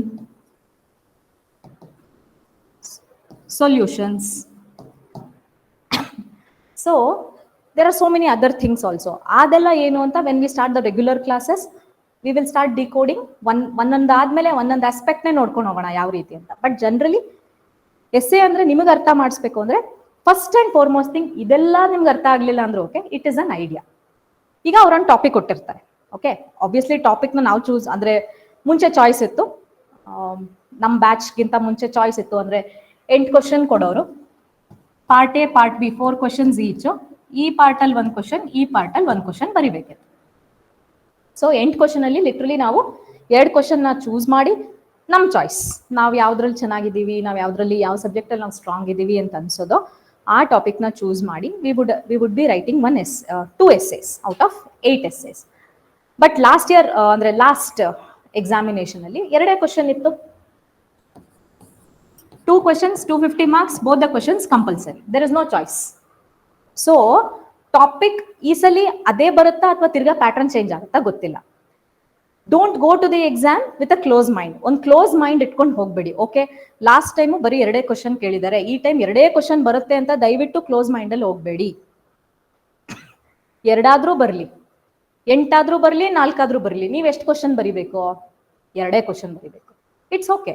C, ಒಂದೊಂದ್ಸಲ ಏನಾಗುತ್ತೆ ಗೊತ್ತಾ, ನಿಮ್ಗೆ ಅನ್ಸ್ಬೋದು ಅಯ್ಯೋ ಮುಂಚೆ ಚಾಯ್ಸ್ ಇದ್ದಾಗ ಚೆನ್ನಾಗಿರ್ತಾ ಇತ್ತು, ಅಟ್ಲೀಸ್ಟ್ ನಾವು ಚೂಸ್ ಮಾಡ್ಬೋದಿತ್ತು, ನಮ್ಗೆ ಯಾವುದೋ ಒಂದು ಫೇವ್ರೇಟ್ ಸಬ್ಜೆಕ್ಟ್, ಎನ್ವಿರಾನ್ಮೆಂಟೋ, ಸೈನ್ಸ್ ಅಂಡ್ ಟೆಕ್ನಾಲಜಿನೋ, ಅಥವಾ ಸೋಶಿಯೋ ಪೇಪರೋ, ಯಾವ್ದಾದ್ರು ಒಂದು ನಮ್ಮ ಫೇವ್ರೇಟ್ ಸಬ್ಜೆಕ್ಟ್ ನ ಬರಿಬೋದಿತ್ತು ಅಂತ. ಬಟ್ ಅದು ಡಿಸ್ಅಡ್ವಾಂಟೇಜ್ ಕೂಡ ಹೌದು. ಏನಕ್ಕೆ ಡಿಸ್ಅಡ್ವಾಂಟೇಜ್ ಅಂತ ಹೇಳ್ತೀನಿ ಅಂದ್ರೆ, ಈಗ 8 ಕ್ವಶನ್ ಇರುತ್ತೆ ಎಕ್ಸಾಮಿನೇಷನ್ ಅಲ್ಲಿ, ನಿಮ್ಗೆ ತುಂಬಾ ಖುಷಿ ಆಗ್ಬಿಡುತ್ತೆ, ಓಕೆ ನನ್ಗೆ ಇಷ್ಟ ಇರೋ ಟಾಪಿಕ್ಸೇ ಬಂದಿದೆ ಅಂತ. 1 ಟಾಪಿಕ್ ಬಂದಿರಲ್ಲ ಇಷ್ಟ ಇರೋದು, 2-3 ಬಂದ್ಬಿಟ್ಟಿರುತ್ತೆ. ಅದ್ರಲ್ಲಿ ಯಾವ್ದು ಬರೀಲಿ ಅಂತಾನೆ ನೀವು ಕನ್ಫ್ಯೂಸ್ ಆಗಿ ಅಲ್ಲೇ ಒಂದು 15-20 ನಿಮಿಷ ಹೊಟ್ಟೋಗ್ಬಿಟ್ಟಿರುತ್ತೆ. I am telling you, this has happen to me. ನನಗಾಗಿದೆ, ನನ್ನ ಫ್ರೆಂಡ್ಸಿಗಾಗಿದೆ. ಸೊ ನಿಮ್ಮಲ್ಲಿ ಯಾರಿಗಾದ್ರೂ ಒಬ್ರಿಗೆ ಆ ಥರ ಆಗ್ಬೋದು ಅಲ್ವಾ? Am I making sense? Yes, right? Suppose ಚಾಯ್ಸೇ ಇಲ್ಲ, ನಿಂಗೆ ಕೊಟ್ಟಿರೋದೇ ಇದು, ನೀವು ಬರಿಬೇಕಾಗಿರೋದೇ ಇದು ಅಂದಾಗ at least we will control all our emotions. We will ಆ ಎಮೋಷನಲ್ ಸ್ಟೆಬಿಲಿಟಿ ಇಟ್ಕೊಂಡು ಓಕೆ ರಿಯಾಲಿಟಿನ ವಿ ವಿಲ್ ಡೈಜೆಸ್ಟ್. ಇದೇ ಕೊಟ್ಟಿರೋದು, ನನಗೆ ಇದ್ರ ಬಗ್ಗೆ ಏನು ಐಡಿಯಾ ಇದೆ ಅನ್ನೋದನ್ನ ನಾನು ಎಕ್ಸ್ಪ್ರೆಸ್ ಮಾಡಬೇಕು. ಆ ಐಡಿಯಾನ ಬರೀ ಎಕ್ಸ್ಪ್ರೆಸ್ ಮಾಡ್ಬಿಟ್ರೆ ಸಾಕಾ? ಆ ಐಡಿಯಾಗೆ ನೀವು ಅರೈವ್ ಆಗೋದಕ್ಕೆ ನಿಮ್ಮ ಥಾಟ್ ಪ್ರಾಸೆಸ್ ಏನಿತ್ತು? ಈಗ ನಾವು ಸ್ಕೂಲ್ ಲೆವೆಲಲ್ಲೆಲ್ಲ ಥಿಯರಮ್ಸ್ ಎಲ್ಲ ಓದಿದೀವಲ್ಲ, ಎಲ್ಲರೂ ಓದಿರ್ತೀರಾ. ನೀವು ಆರ್ಟ್ಸ್ ಬ್ಯಾಕ್ಗ್ರೌಂಡ್ ಇರಿ, ಯಾವ ಬ್ಯಾಕ್ಗ್ರೌಂಡ್ ಆರು ಇರಿ, ಥಿಯರಮ್ಸ್ ಆಕ್ಸಿಯಮ್ಸ್ ಅಂತೂ ಎಲ್ಲರೂ ಓದಿರ್ತೀರಾ. ಆ ಥಿಯರಮ್ಸ್ ಅಲ್ಲಿ ನಾವೇನ್ ಮಾಡ್ತಾ ಇದ್ವಿ, ಆ ಸ್ಟೇಟ್ಮೆಂಟ್ ಏನ್ ಕೊಟ್ಟಿರೋರು, it didn't make sense for me personally. ನನಗೆ ತಿರ್ಗಾ ತಗೊಂಡೋಗಿ ಅಲ್ಲೇ ಬರ್ತೀವಿ, ಅದೇನಕ್ಕೆ ಅನ್ನೋದು ನಂಗೆ I was always having an argument with my teacher. So ಥಿಯರಮ್ಸ್ನ ನಾವು ಪ್ರೂವ್ ಮಾಡ್ತಾ ಇದ್ವಿ, ಹೌದಾ? ತಿರ್ಗಾ ಅದರದ್ದು ಕೊರಲರಿ, ಅದು ಉಲ್ಟಾ ಅಂತ ಏನೇನೋ ಪ್ರೂವ್ ಮಾಡ್ತಾ ಇದ್ವಿ. ಸೊ ನಿಮ್ಗೆ ಐಡಿಯಾ ಇದೆ, ಓಕೆ. ಈಗ ಲಾಸ್ಟ್ ಇಯರ್ ಕ್ವಶನ್ನೇ ತಗೊಳ್ಳೋಣ. ನಿಮ್ಗೆ ಲ್ಯಾಂಡ್ ರಿಫಾರ್ಮ್ ಅಮೆಂಡ್ಮೆಂಟ್ ಆಕ್ಟ್ ಆಗಿದ್ದು ಗೊತ್ತಿದೆ, ಏನು ಅಲ್ಲಿ ಸೆಕ್ಷನ್ 64 ಏನೋ ಒಂದು ಸೆಕ್ಷನ್ ಅಮೆಂಡ್ ಆಗುತ್ತೆ. ಏನ್ ಹೇಳುತ್ತೆ ಅಂದ್ರೆ, ಯಾರು ಅಗ್ರಿಕಲ್ಚರಿಸ್ಟ್ಸ್ ಅಲ್ವೋ ಅವ್ರು ಕೂಡ ಕೃಷಿ ಅಂದ್ರೆ ಕೃಷಿಯೇತರರು ಕೃಷಿ ಭೂಮಿನ ಕೊಂಡ್ಕೋಬಹುದು ಅನ್ನೋದು idea. That is the idea. ಇಷ್ಟು ಬರೆದ್ರೆ ನಿಮ್ಗೆ 125 ಮಾರ್ಕ್ಸ್ ಬರುತ್ತಾ? ಆ ಐಡಿಯಾನ ನೀವು ಪ್ರೂವ್ ಮಾಡಬೇಕು. ಹೆಂಗ್ ಪ್ರೂವ್ ಮಾಡ್ತೀರಾ? Through your thought process. Okay, ನನಗೆ ಈ ರೀತಿ ಈ ಟಾಪಿಕ್ ಅರ್ಥ ಆಗಿದೆ ಅಂತ ನೀವು ಎಕ್ಸ್ಪ್ಲೇನ್ ಮಾಡ್ತಾ ಹೋಗ್ತೀರಾ ಗೊತ್ತಾ, ಅದೇ ನಿಮ್ಮ thought process. Okay, you might think, madam question ಕೊಟ್ಟಿರೋದೇ ಅವ್ರು ಅರ್ಥ ಮಾಡ್ಕೊಳ್ದಂಗೆ ಕೊಟ್ಟಿರ್ತಾರ, ನಾವ್ ಏನಕ್ಕೆ ಅವ್ರಿಗೆ ಅಷ್ಟೊಂದು ಎಕ್ಸ್ಪ್ಲೇನ್ ಮಾಡಬೇಕು? That is the purpose of keeping the paper. ಇಲ್ಲಾಂದ್ರೆ ನಿಮ್ಗೆ ಸುಮ್ಮನೆ ಒಂದು ಚರ್ಚೆ ಮಾಡ್ಬಿಟ್ಟು ಕಳ್ಸಿಬಿಟ್ಟಿರೋರಲ್ವಾ. It's not that. To see ನೀವು ಯಾವ ರೀತಿ ಒಂದು ವಿಚಾರನ ಎಷ್ಟು ಆಳವಾಗಿ ಯೋಚನೆ ಮಾಡ್ತಿದ್ದೀರಾ, ಯಾವ ರೀತಿ ನಿಮ್ಮ ಮನ್ಸಲ್ಲಿ ಅದ್ರ ಬಗ್ಗೆ ಒಂದು ತರ್ಕ ಮಾಡಿ ಅದ್ರದ್ದು ಏನು ಸ್ಟ್ರೆಂತ್ ಇದೆ, ಅದ್ರದ್ದು ಏನು ವೀಕ್ನೆಸ್ ಇದೆ ಅಂತ ಬರಿತಾ ಇದ್ದೀರಾ. ಕೊನೆಗೆ ಅವ್ರು ಕೊಟ್ಟಿರೋದನ್ನೇ ಸರಿ ಅಂತ ನಾವ್ ಹೇಳ್ಬೇಕು. ಪರ್ಸನಲಿ ನಿಮ್ಗೆ ಅದು ಕನ್ವಿನ್ಸಿಂಗ್ ಆಗಿ ಇಲ್ಲದೆ ಇರ್ಬೋದು. ಈಗ ಎಷ್ಟೊಂದು ಜನಕ್ಕೆ ನ್ಯೂ ಎಜುಕೇಶನ್ ಪಾಲಿಸಿ ಇಷ್ಟ ಆಗಿಲ್ಲ, ಬಟ್ ನಾವು ಆ ರೀತಿ ನೆಗೆಟಿವ್ ಶೇಡಲ್ಲಿ ಎಕ್ಸಾಮ್ ಬರೆಯಕ್ ಆಗಲ್ಲ. ಬಿಕಾಸ್ ಮಾಡಿರೋದು ಸರ್ಕಾರದ ವಿರುದ್ಧ.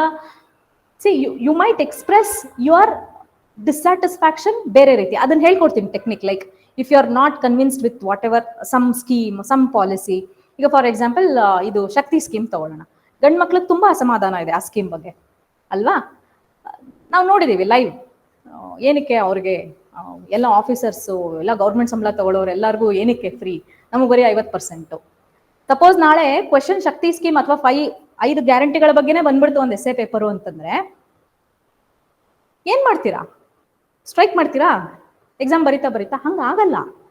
ಬಟ್ ನಿಮಗಿರೋ ಡಿಸ್ಸ್ಯಾಟಿಸ್ಫ್ಯಾಕ್ಷನ್, ನಿಮ್ಗಿರೋ ನೋವ್ನ ಗಂಡ್ ಮಕ್ಳಿಗೆ ಹೆಂಗೆ ಎಕ್ಸ್ಪ್ರೆಸ್ ಮಾಡೋದು ಅಂತ ನಾನು ಹೇಳ್ಕೊಡ್ತೀನಿ, ವಿತೌಟ್ ಅಫೆಂಡಿಂಗ್. ಅಂದ್ರೆ ಯಾರನ್ನೂ ಅಫೆಂಡ್ ಮಾಡದೆ ಅವ್ರಿಗೆ ಅನ್ಸ್ಬೇಕು, ಹೌದಲ್ಲ ಇದು ಚೆನ್ನಾಗಿತ್ತು, ಈ ಪಾಯಿಂಟ್ ಆಫ್ ವ್ಯೂ ಇಂದ ನಾವ್ ಯಾಕೆ ಯೋಚನೆ ಮಾಡಿಲ್ಲ, ಅಥವಾ ಮಾಡಿದ್ರು ಅದ್ ಯಾಕೆ ಇಂಪ್ಲಿಮೆಂಟ್ ಆಗ್ಲಿಲ್ಲ ಅನ್ನೋದನ್ನ. ಸಿ ಎಸ್ಸೆ ಹೆಂಗ್ ಅನ್ಕೋಬೇಕು ಗೊತ್ತಾ ನೀವು? ಅದೊಂದು ಚರ್ಚೆ. ಸೊ ನೀವು ಲಿಟ್ರಲಿ ಮಾತಾಡಲ್ಲ, ಬಟ್ ನಿಮ್ಮ ಆನ್ಸರ್ಸ್ ಮುಖಾಂತರ you are going to express, ಈ ತರ ಇದೆ ಅಂತ ಎಕ್ಸ್ಪ್ರೆಸ್ ಮಾಡ್ಕೊಂಡು ಹೋಗೋದೆ ಎಸ್ಸೆ.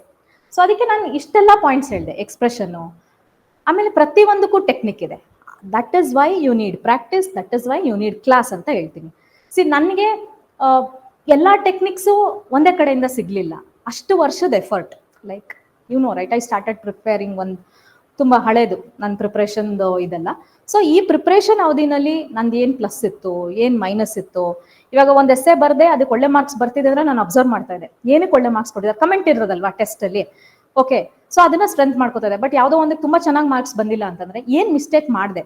ಸೊ ಈ ತರ ಒಂಥರ ರಿಸರ್ಚ್ ಅಂಡ್ ಅನಾಲಿಸಿಸ್ ಮಾಡಿ I have evolved some set of techniques, some set of rules ನನಗೆ ನಾನೇ ಮಾಡ್ಕೊಂಡೆ. ಲೈಕ್ ಎಸ್ಸೆ ಪೇಪರ್ ಹಿಂಗ್ ಬರಿಬೇಕು ಅಂತ. That has helped most of my students. That has help me also personally, because ನನ್ನ essay experience was not so good in the exam. Because ಆ ಕೇಳಿದ 2 topic ನನಗೆ ಬರೀ ಒಂದು GS ಆನ್ಸರ್ ಬರೆಯೋಷ್ಟು ಅಷ್ಟೇ ಮಾರ್ಕ್ಸ್, ಅಂದ್ರೆ ಅಷ್ಟೇ ಪಾಯಿಂಟ್ಸ್ ಇದ್ದಿದ್ದು. ಅಟ್ಲೀಸ್ಟ್ ಫಸ್ಟ್ ಎಸ್ಸೆ NEP ಬಗ್ಗೆ ನಂಗೆ 15 ಪಾಯಿಂಟ್ ಇತ್ತು, ಸೆಕೆಂಡ್ ಎಸ್ಸೆ ಒಂದು 10 to 12 ಅಷ್ಟೇ. ನಾನು ಹೇಳ್ತಾ ಇದ್ದೀನಿ ಪಾಯಿಂಟ್. ಆ ಪಾಯಿಂಟ್ ನ ನೀವು 1500 ವರ್ಡ್ಸ್ ಡ್ರ್ಯಾಗ್ ಮಾಡಕ್ಕಾಗತ್ತಾ? ನಾನು ಮಾಡಿದೆ. That is why I got good marks ಅಲ್ವಾ? What did I use? See ನನಗೆ ಕ್ಯೂರಿಯಾಸಿಟಿ ಇತ್ತು ನನ್ನ ಎಸ್ಸೆ ಮಾರ್ಕ್ಸ್ ನೋಡಿದಾಗ. ಸಿ ಎಸ್ಸೆ ಪೇಪರ್ ಬರೆದ್ಮೇಲೆ I felt okay I have written a good essay. But choice ಕೊಟ್ಟಿದ್ದಿದ್ರೆ I would have written a best essay. Because ನನ್ನ essay ಯಾವಾಗಲೂ ಚೆನ್ನಾಗಿ ಬರೋದು. ಟೆಸ್ಟ್ ಸೀರೀಸ್ ಅಲ್ಲಿ ಎಲ್ಲ ಕಡೆ ನನ್ನ ಎಸ್ಸೆ ಮಾರ್ಕ್ಸ್ 150+ ಇರೋದು. ಓಕೆ, 1 ಅಕಾಡೆಮಿ 2 ಅಕಾಡೆಮಿ ಆಕ್ಚುಲಿ ನನ್ನ ಎಸ್ಸೆ ಆನ್ಸರ್ಸ್ನ ಮಾಡೆಲ್ ಆನ್ಸರ್ಸ್ ಮಾಡಿ ಬಿಟ್ಟಿದ್ದಾರೆ. ಯು ಕ್ಯಾನ್ ಸರ್ಚ್, ಸಿಗುತ್ತೆ, ಫ್ರೀ ಡೌನ್ಲೋಡೇ ಇದೆ ಅದೆಲ್ಲ. So you can see my essays there. ನನಗೆ ಕ್ಯೂರಿಯಾಸಿಟಿ ಇತ್ತು 170 ಅಂದ್ರೆ ನಾನು ಅನ್ಕೊಂಡಿದ್ದೆ ನಂಗೆ ಎಥಿಕ್ಸ್ ಅಲ್ಲಿ GS 3 ಅಥವಾ GS 2 ಚೆನ್ನಾಗಿ ಕಾಂಪೆನ್ಸೇಟ್ ಆಗ್ಬಿಟ್ಟಿರುತ್ತೆ ಮಾರ್ಕ್ಸ್, ಎಸ್ಸೆ ನಲ್ಲಿ 140 150 ನಿಂತ್ಕೊಂಡ್ಬಿಟ್ಟಿರ್ತೀನಿ ಅಂತ ನಾನು ಅನ್ಕೊಂಡೆ. But when I saw my marks 176.50 ನೋಡಿದಾಗ ನನಗೆ ಕ್ಯೂರಿಯಾಸಿಟಿ ಆಯ್ತು, like what I have written ನೋಡೋಣ. Because it was really not a good experience. ನಾನು ಹೇಳ್ತೀನಿ ಏನಕ್ಕೆ ಅದು ಗುಡ್ ಎಕ್ಸ್ಪೀರಿಯನ್ಸ್ ಆಗಿರಲಿಲ್ಲ ಅಂತ. ಅದು ನೋಡಿ ಸೊ ನಂಗೆ ಕ್ಯೂರಿಯಾಸಿಟಿ ಆಗಿ ಯುನೋ RTIL ಪೇಪರ್ಸ್ ತರಿಸ್ಕೊಂಡು ನೋಡಿದಾಗ ನಿಜವಾಗ್ಲೂ ಚೆನ್ನಾಗಿ ಬರ್ದಿದ್ದೀನಿ ಅಂತ ಅನ್ನಿಸ್ತು. ಅಂದ್ರೆ ಆಮೇಲೆ ನೋಡಿದಾಗ ಯೂಶಲಿ ಈಗ ನನಗೆ ಯಾವ ತರ ಅಂತಂದ್ರೆ, ಈಗ ನಾನೇನೋ ಒಂದು ಟೆಸ್ಟ್ ಬರ್ದಿದ್ದೀನಿ ಅಂದ್ರೆ ಆನ್ಸರ್ಸ್ ನೋಡೋಕೆ ನಂಗೆ ಸ್ವಲ್ಪ ಎಂಬ್ಯಾರಸಿಂಗ್ ಅನ್ಸುತ್ತೆ. ಅಂದ್ರೆ ಯೂಶಲಿ ಹಂಗಾಗತ್ತಲ್ವಾ, ಮಾರ್ಕ್ಸ್ ನೋಡ್ತೀವಿ, ಕಮೆಂಟ್ ನೋಡ್ತೀವಿ, most of us do that ಅಲ್ವಾ. ಬಟ್ ಹೋಗಿ ಲೈನ್ ಬೈ ಲೈನ್ ನೋಡೋದಕ್ಕೆ ಒಂಥರ ಶೈನೆಸ್ ಇರುತ್ತೆ. ಅಯ್ಯೋ ಏನ್ ಇದ್ ಬರ್ದಿದ್ದ, ನಾನು ಇದ್ ಪಾಯಿಂಟ್ ಬರ್ದಿದ್ನ, ಇದಕ್ಕಿಂತ ಚೆನ್ನಾಗಿ ಬರಿಬೋದಿತ್ತು ಅನ್ಸುತ್ತಲ್ವಾ ಎಲ್ಲರಿಗೂ. ನನ್ಗೆ ಇವತ್ತಿಗೂ ಅನ್ಸುತ್ತೆ. But I just wanted to see ನಾನು ಏನ್ ಬರ್ದಿದ್ದೀನಿ ಅನ್ನೋದನ್ನ ನಾನು ನೋಡ್ಬೇಕಿತ್ತು. ನಂಗೆ ಗೊತ್ತಿತ್ತು ಗುಡ್ ಮಾರ್ಕ್ಸ್ ಬರುತ್ತೆ. But that was something which was really one of the best marks, one of those highest marks. Okay, so I wanted to see. ನಾನು ತರಿಸಿ ನನ್ನ ಮೆಂಟರ್ಸ್ ಹತ್ರ ಕರೆಕ್ಷನ್ ಕೂಡ ಮಾಡಿಸ್ದೆ. ಅವ್ರು ಹೇಳಿದ್ರು ಇನ್ನೊಂದು 5 ಮಾರ್ಕ್ ಜಾಸ್ತಿ ಬರ್ಬೇಕಿತ್ತೇನೋ, ಚೆನ್ನಾಗಿದೆ ಅಂತಂದ್ರು. ಸೊ ಅದಾದ್ಮೇಲೆ I think this batch is some 10th batch or 11th batch. ಅಂದ್ರೆ ನಾನು ಓವರ್ ಆಲ್ ಎಸ್ಸೆ ಟೀಚಿಂಗ್ ಎಕ್ಸ್ಪೀರಿಯನ್ಸ್ನ ಕ್ಯಾಲ್ಕುಲೇಟ್ ಮಾಡ್ಕೊಂಡ್ರೆ, ಸೊ ಇವಾಗ ಅಲ್ಲಿ ಕ್ಲಾಸಲ್ಲಿ ಹೋಗಿ ನಿಂತ್ಕೊಂಡು ಹೇಳ್ಬೇಕು ಅಂದ್ರೆ ಏನೇನೋ ಸಬ್ಸ್ಟ್ಯಾಂಡರ್ಡ್ ಆಗಿ ಹೇಳಕ್ಕಾಗಲ್ಲ ಅಲ್ವಾ. Because that is your life. Okay, ನನ್ನ ಲೈಫ್ ಸೆಟ್ಲ್ ಆಗ್ಬಿಟ್ಟಿದೆ. ಬಟ್ ನಿಮಗೆ ನಾನು ಏನೋ ಒಂದು ಹೇಳ್ಕೊಡ್ತಾ ಇದ್ದೀನಿ ಅಂದ್ರೆ ಅದು ವ್ಯಾಲಿಡ್ ರಿಲೆವೆಂಟ್ ಆಗಿರ್ಬೇಕಲ್ವಾ. ನಾನೇ ಹೇಳ್ದಂಗೆ ಏನೇನೋ ಬಂದು ಹೇಳಕ್ಕಾಗಲ್ಲ. ಸೊ ಆ ಒಂದು ಕ್ಯೂರಿಯಾಸಿಟಿಗೆ, ಐ ಫೆಲ್ಟ್ ರೆಸ್ಪಾನ್ಸಿಬಲ್. ನಾನು ಕ್ಲಾಸ್ ಮಾಡೋಕ್ಕಿಂತ ಮುಂಚೆ ನಾನು ತಿಳ್ಕೊಂಡು ಹೇಳಬೇಕು ಅಂತ ನನಗೆ ಅನ್ನಿಸ್ತು. ತರ್ಸ್ಕೊಂಡು ನೋಡಿದಾಗ ಮಾರ್ಕ್ಸ್ ಚೆನ್ನಾಗಿತ್ತು. ಸೊ ಆ ಎಸ್ಸೆ ಪೇಪರ್ ನೋಡಿದಾಗ ನಾನು ಏನೇನು ಟೆಕ್ನಿಕ್ ಅಪ್ಲೈ ಮಾಡಿದ್ದೆ, ನನಗಿದ್ದಿದ್ದ ಟೆಕ್ನಿಕ್ಸ್ನ ಅಂತ ಮ್ಯಾಚ್ ಮಾಡ್ಕೊಂಡಾಗ it was a good match. Because ನನ್ನ ಎಸ್ಸೆ ಪೇಪರು 3 ಎವ್ಯಾಲ್ಯೂಯೇಷನ್ಸ್ ಆಗಿದೆ. First evaluation, second evaluation, third evaluation. After third evaluation 176ಗೆ ನಿಂತ್ಕೊಂಡಿದ್ದೀನಿ. ಸೊ ದಟ್ ಮೀನ್ಸ್ ತುಂಬಾ ಸ್ಕ್ರೂಟಿನಿ ಅಂತೂ ಆಗಿದೆ ಅಲ್ವಾ. ಸುಮ್ಮನೆ ಏನೂ ಆಗಿರಲ್ಲ. ಆಮೇಲೆ ಸುಮ್ಮನೆ ಮಾರ್ಕ್ಸು ಬರಲ್ಲ ಎಕ್ಸಾಮಲ್ಲಿ, ನೀವು ಬರ್ದಿದ್ರೆ ಬರುತ್ತೆ. Okay, so that was it. And ಏನಕ್ಕೆ ಎಸ್ಸೆ ಬ್ಯಾಡ್ ಎಕ್ಸ್ಪೀರಿಯನ್ಸು ಅಂದರೆ ಆ 2 ಟಾಪಿಕ್ ಏನು ಬಂದಿತ್ತಲ್ಲ, ಇವಾಗ ನಾವು ಕ್ಲೋಸ್ ಮೈಂಡಲ್ಲೇ ಹೋಗಿರ್ತೀವಿ. ಓಕೆ, 2011 ಚಾಯ್ಸ್ ಇತ್ತು, 14 ಚಾಯ್ಸ್ ಇತ್ತು, 17 ಚಾಯ್ಸ್ ಇತ್ತು. ಸೊ ನಾವು ಒಂದಷ್ಟು ಟಾಪಿಕ್ಸ್ನ ರೆಡಿ ಮಾಡ್ಕೊಂಡಿರ್ತೀವಲ್ವಾ ಮೈಂಡಲ್ಲಿ. ಆಮೇಲೆ ಯಾವುದೋ ಒಂದು ಸ್ವಲ್ಪ ಇರಿಟೇಟಿಂಗ್ ಆಗುವಂಥ ಒಂದು ಟಾಪಿಕ್ಸ್ ಇರುತ್ತೆ. ಅದನ್ನೇನು ಮಾಡಿರ್ತೀವಿ, ಈ ಟಾಪಿಕ್ ಕೊಟ್ಟರೆ ನಾನು ಎಕ್ಸಾಮಲ್ಲಿ ಬರೆಯೋದೇ ಇಲ್ಲಪ್ಪ, ಹೆಂಗಿರೋ ಚಾಯ್ಸ್ ಇರುತ್ತೆ. That is a mind set, right? That is exactly our mind set. So ಆ ರೀತಿ ನಾವು ಎಕ್ಸಾಮಿನೇಷನ್ಗೆ ಹೋಗಿ, ನಾನು ಹಂಗೆ ಹೋಗಿದ್ದೆ. ಬಿಡು, ಏನು ಇವಾಗ ಎಲ್ಲ GS 1 to 4 ಎಲ್ಲ 150+ ಇದೆ. ಎಸ್ಸೆ ಆಲ್ವೇಸ್ 160 170 180 ಬರ್ತಾ ಇದೆ, ಚಾಯ್ಸ್ ಇರುತ್ತೆ, ನೋ ಪ್ರಾಬ್ಲಮ್, ನಾನು ಮ್ಯಾನೇಜ್ ಮಾಡ್ತೀನಿ ಅಂತ ಹೋದೆ. ಅಲ್ಲಿ ನೋಡಿ ಅದು ಡಿಸಾಸ್ಟರೇ ಆಗೋಯ್ತು. ಆ್ಯಕ್ಚುಲಿ ತುಂಬಾನೇ ಬೇಜಾರಾಯಿತು. ಗಾಡ್, ಹಿಂಗೆಲ್ಲ ಆಗೋಯ್ತಲ್ಲ, ಏನು ಮಾಡೋದು ಅಂತ. ಬಟ್ ಏನು ಮಾಡೋಕ್ಕಾಗಲ್ಲ, ಬರೀಲೇಬೇಕು. ಸಪೋಸ್ ನಾನು ಅವತ್ತು if I had failed there mentally, ನಾನು ಇವತ್ತಲ್ಲಿ ನಿಂತ್ಕೊಳ್ಳೋಕೆ ಆಗ್ತಾ ಇರಲಿಲ್ಲ ಅಲ್ವಾ. Because I told you, essay marks ಇಂದ ನೀವು ಲಿಸ್ಟಲ್ಲಿ ಇದ್ದೀರಾ ಇಲ್ಲ ಲಿಸ್ಟಲ್ಲಿ ಇಲ್ಲ ಅನ್ನೋದು ಮಾತ್ರ ಡಿಸೈಡ್ ಆಗುತ್ತೆ. ಸೊ ಯಾವ 2 ಟಾಪಿಕ್ನ ನಾನು ಎಲ್ಲಾ ಟೆಸ್ಟ್ ಸೀರೀಸ್ ಅಲ್ಲಿ ಕಂಟಿನ್ಯೂಸ್ ಆಗಿ ಬಿಟ್ಟಿದ್ನೋ, ಆ ಕ್ವಶನ್ ಬಂದಿಲ್ಲ ಅಂತಿಲ್ಲ, ಅಥವಾ ನಮಗೆ ನಮ್ಮ ಮೆಂಟರ್ಸ್ ಹೇಳ್ಕೊಟ್ಟಿಲ್ಲ ಅಂತ ಇಲ್ಲ, ನಮ್ಗೇನೋ ವ್ಯಾಲ್ಯೂಡೇಷನ್ ಮೆಟೀರಿಯಲ್ ಕೊಟ್ಟಿಲ್ಲ ಅಂತಿಲ್ಲ. ಯಾವ 2 ಟಾಪಿಕ್ಸ್ ರಿಪೀಟೆಡ್ಲಿ ನಾನು 8 ಟೆಸ್ಟ್ ಬರ್ದಿದ್ದೆ, mock test, 2 different academy. So 4 ಒಂದೊಂದ್ ಕಡೆ. 2 ಅಕಾಡೆಮಿಲೂ ಅದು ಕೇಳಿದ್ದಾರೆ. ನ್ಯೂ ಎಜುಕೇಶನ್ ಪಾಲಿಸಿ ಇತ್ತು, ಲ್ಯಾಂಡ್ ರಿಫಾರ್ಮ್ ಅಮೆಂಡ್ಮೆಂಟ್ ಇತ್ತು, ನಮಗೆ ಚಾಯ್ಸ್ ಇರ್ತಾ ಇತ್ತಲ್ಲ, ನಾನು ಅದನ್ನು ಬರ್ದೇ ಇಲ್ಲ. ಬಟ್ GS ಆನ್ಸರ್ ಬರ್ದಿದ್ದೆ. When those questions were asked as a GS question, I had written GS ಎಷ್ಟು ಮಹಾ 150 ವರ್ಡ್ಸ್ ಮ್ಯಾಕ್ಸಿಮಮ್. ಪೇಜ್ ಇರೋದೇ ಅಷ್ಟು. ಎಷ್ಟು ಮಹಾ ಕೊಡ್ತಾರೆ ಪೇಜ್? 2 ಪೇಜ್ ಇಲ್ಲ 1.5 ಪೇಜ್ ಇರುತ್ತೆ ಅಷ್ಟೇ. ಅಷ್ಟನ್ನಂತೂ ಬರಿಬೋದಿತ್ತು. ಬಟ್ ಒಂದು ಎಸ್ಸೆ ಬರೆಯೋಷ್ಟು ಕಂಟೆಂಟ್ ನನಗೆ ಗೊತ್ತಿರಲಿಲ್ಲ, ನಾನು ಬರಿತೀನ ಅನ್ನೋದು ನನಗೆ ಗೊತ್ತಿರಲಿಲ್ಲ. ಸೊ ಅದೇ 2 ಟಾಪಿಕ್ ಬಂದಾಗ ಏನಾಗುತ್ತೆ ಎಕ್ಸಾಮಿನೇಷನ್ ಹಾಲಲ್ಲಿ? ನಮ್ಗಿದ್ದಿದ್ದ ಪೋಸ್ಟ್ ಎಷ್ಟು? 1000 ಪೋಸ್ಟ್ ಇತ್ತಾ ನಮಗೆ, ಅಥವಾ ಈ ತರ 380 ಪೋಸ್ಟ್ ಇತ್ತಾ? 106. ಆಪ್ಷನಲ್ ಪೇಪರ್ ಇಲ್ಲ, ಎಲ್ಲರಿಗೂ ಒಂದೇ ಪೇಪರು. ಫೇರ್, ಏನೋ ಅದೊಂಥರ ಲೆವೆಲ್ ಪ್ಲೇಯಿಂಗ್ ಫೀಲ್ಡ್, ಎಲ್ರಿಗೂ ಇಟ್ಸ್ ಎ ಫೇರ್ ಪ್ಲೇ. ಯಾರನ್ನೂ ಬ್ಲೇಮ್ ಮಾಡೋಕ್ಕಾಗಲ್ಲ. ಓಕೆ, ಆಪ್ಷನಲ್ ಮುಂದೆ ಹೊಟ್ಟೋಯ್ತು, ಕನ್ನಡ ಲಿಟ್ರೇಚರ್ ಸ್ಕೋರ್ ಆಗಲಿಲ್ಲ, ಆಂಥ್ರೋಪಾಲಜಿ ಅವ್ರ ಕೈ ಮೇಲೆ ಹೋಯ್ತು, ಈ ಸಲ ಪಬ್ಲಿಕ್ ಅಡ್ಮಿನಿಸ್ಟ್ರೇಷನ್, ನಥಿಂಗ್. ಯಾರನ್ನೂ ಬ್ಲೇಮ್ ಮಾಡಂಗೆ ಇಲ್ಲ. It was very fair and clear. The rules were fair and clear. ಈ ತರ ಇದ್ದಾಗ ನನಗೆ ಅಲ್ಲಿ ಎಕ್ಸಾಮಿನೇಷನ್ ಹಾಲಲ್ಲಿ ಏನ್ ಅನ್ಸಕ್ ಶುರು ಆಯ್ತು ಅಂತಂದ್ರೆ, ಇಷ್ಟು ದಿನ ಕಷ್ಟಪಟ್ಟಿದ್ದೀನಿ, ಇಷ್ಟು ದಿನ ಆಲ್ಮೋಸ್ಟ್ 1 year ನಾನು ವರ್ಕ್ ಮಾಡಿದ್ದೀನಿ ಕನ್ಸಿಸ್ಟೆಂಟ್ಲಿ. ಪ್ರತಿ ದಿನ I slept for 4 to 5 hours. Family, ಮಕ್ಕಳು, online class, peak Covid time, academic access ಇರ್ತಾ ಇರಲಿಲ್ಲ, ಮನೇಲಿ ಕುತ್ಕೊಂಡೇ ಏನೋ ಮಾಡಬೇಕಿತ್ತು, ಫ್ರೆಂಡ್ಸ್ ಇಲ್ಲ, ನನಗೆ ಟಿವಿ ನೋಡೋದಾಗ್ತಾ ಇರಲಿಲ್ಲ, ನ್ಯೂಸ್ ಪೇಪರ್ ಸಿಗ್ತಾ ಇರಲಿಲ್ಲ, ಆನ್ಲೈನ್ ಓದೋಕ್ಕಾಗ್ತಾ, ಏನೇನೋ ಚಾಲೆಂಜಸ್ ಇಟ್ಕೊಂಡು ಅಷ್ಟೆಲ್ಲ ಕಷ್ಟಪಟ್ಟು ಇನ್ನೊಂದು ಹೆಜ್ಜೆ ಹಿಂದೆ ಇದೀವಿ ಅಷ್ಟೇ. ಬಿಕಾಸ್ ಮೇನ್ಸ್ ಕ್ಲಿಯರ್ ಆಯ್ತು ಅಂದ್ರೆ ಸೀಟ್ ಗ್ಯಾರಂಟಿ ಅಲ್ವಾ? ಅಷ್ಟು ದೂರ ಹೋಗಿ ಹಿಂದೆ ಬಂದ್ಬಿಟ್ರೆ ಹೆಂಗ್ ಅನ್ಸುತ್ತೆ? ಆ ಫೀಲಿಂಗ್ ನಂಗೆ ಎಕ್ಸಾಮಿನೇಷನ್ ಹಾಲ್ ಅಲ್ಲಿ, because I was the first person ಇಲ್ಲಿ board, I was the first person to get the booklet. ಹಿಂದೆ ತಿರುಗಿ ನೋಡಿದ್ರೆ ಎಲ್ಲಾರ್ದು ಅದೇ ಎಕ್ಸ್ಪ್ರೆಷನ್ ಇತ್ತು. ನನ್ನ ಫ್ರೆಂಡ್ ಒಬ್ರು 5ನೇ ಬೆಂಚು, ನಮ್ಮ ಮೆಂಟರ್ ಒಬ್ರು ನನ್ನ 2ನೇ ಬೆಂಚಲ್ಲಿ ಕೂತಿದ್ರು. ಸೊ ಅವಾಗ ಅನ್ಸ್ತು, ಓಕೆ ಎಲ್ಲರೂ ಶಾಕಲ್ಲೇ ಇದ್ದಾರೆ, ನಾನು ಒಬ್ಳೇ ಅಲ್ಲ, ಇಟ್ಸ್ ಓಕೆ. ಬಟ್ ಅಷ್ಟಕ್ಕೆ ಆಗತ್ತಾ? Will the story end there? No. ಈಗ ಬರಿಬೇಕಲ್ಲ, ಈಗ 15 ನಿಮಿಷ ಅಲ್ಲೇ ಹೋಯ್ತು. ಅಯ್ಯೋ ಹಿಂಗಾಗೋಯ್ತಲ್ಲ, ಒಂದ್ ಸ್ವಲ್ಪ ಎಮೋಷನಲಿ ಡೌನ್ ಆಗಿದ್ದು, ಒಂದ್ ಸ್ವಲ್ಪ ಕಣ್ಣೆಲ್ಲ ನೀರ್ ಬರಂಗ ಆಯ್ತು. ಬಟ್ ಅಲ್ಲಿ ಹತ್ಕೊಂಡ್ ಕುತ್ಕೊಂಡ್ಬಿಟ್ರೆ ಮತ್ತೆ ಮುಂದೆ ಹೋಗೋದು ಯಾರು? ಇನ್ಯಾರೋ ಹಂಗನ್ಬಿಟ್ಟು 106 ಯಾರು ಸೆಲೆಕ್ಟೇ ಆಗ್ಲಿಲ್ವಾ? ಈಗ ನಾನು ಆಚೆ ಬಂದಿದ್ರೆ ನನ್ನ ಜಾಗದಲ್ಲಿ ಇನ್ನೊಬ್ರು ಇರೋರು, ಅವ್ರು ಬರ್ದೇ ಇರ್ತಿದ್ರಲ್ವಾ? ಎಲ್ಲ ಯೋಚನೆ ಮಾಡಿದೆ, ಓದೆ, ರಫ್ ಕಾಲಮ್ಗೆ ಓದೆ. ಎಷ್ಟೇ ಬರೆದ್ರು I some time show my rough sheet ಮಾತ್ರ, ಬ್ರೈನ್ ಸ್ಟಾರ್ಮಿಂಗ್ ಮಾಡಿರೋದು ಮಾತ್ರ ತೋರಿಸ್ತೀನಿ. ಒರಿಜಿನಲ್ ಮೇನ್ಸ್ ಪೇಪರ್ ತೋರಿಸ್ತೀನಿ when I am taking your classes. You will be surprised. ನನಗೆ ಸರ್ಪ್ರೈಸ್ ಆಗೋಯ್ತು, ಬರೀ ಇಷ್ಟು ಪಾಯಿಂಟ್ ಇಟ್ಕೊಂಡು ನಾನು 1500 ವರ್ಡ್ಸ್ ಬರ್ದ್ಬಿಟ್ಟು ಬಂದ ಅಂತ ನನಗೆ ಸರ್ಪ್ರೈಸ್ ಅದು.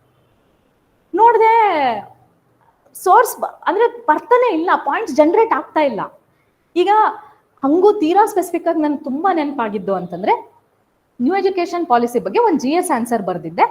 ಆ ಅಕಾಡೆಮಿಲಿ ವ್ಯಾಲ್ಯೂ ಅಡಿಷನ್ ಮೆಟೀರಿಯಲ್ ಕೊಟ್ಟಿದ್ರು, 2 ಪೇಜ್. ಅಂದ್ರೆ ಇನ್ನೇನ್ ಪಾಯಿಂಟ್ಸ್ ಬರಿಬೋದಿತ್ತು ಅದಷ್ಟೇ ಇದೆ ತಲೆಯಲ್ಲಿ.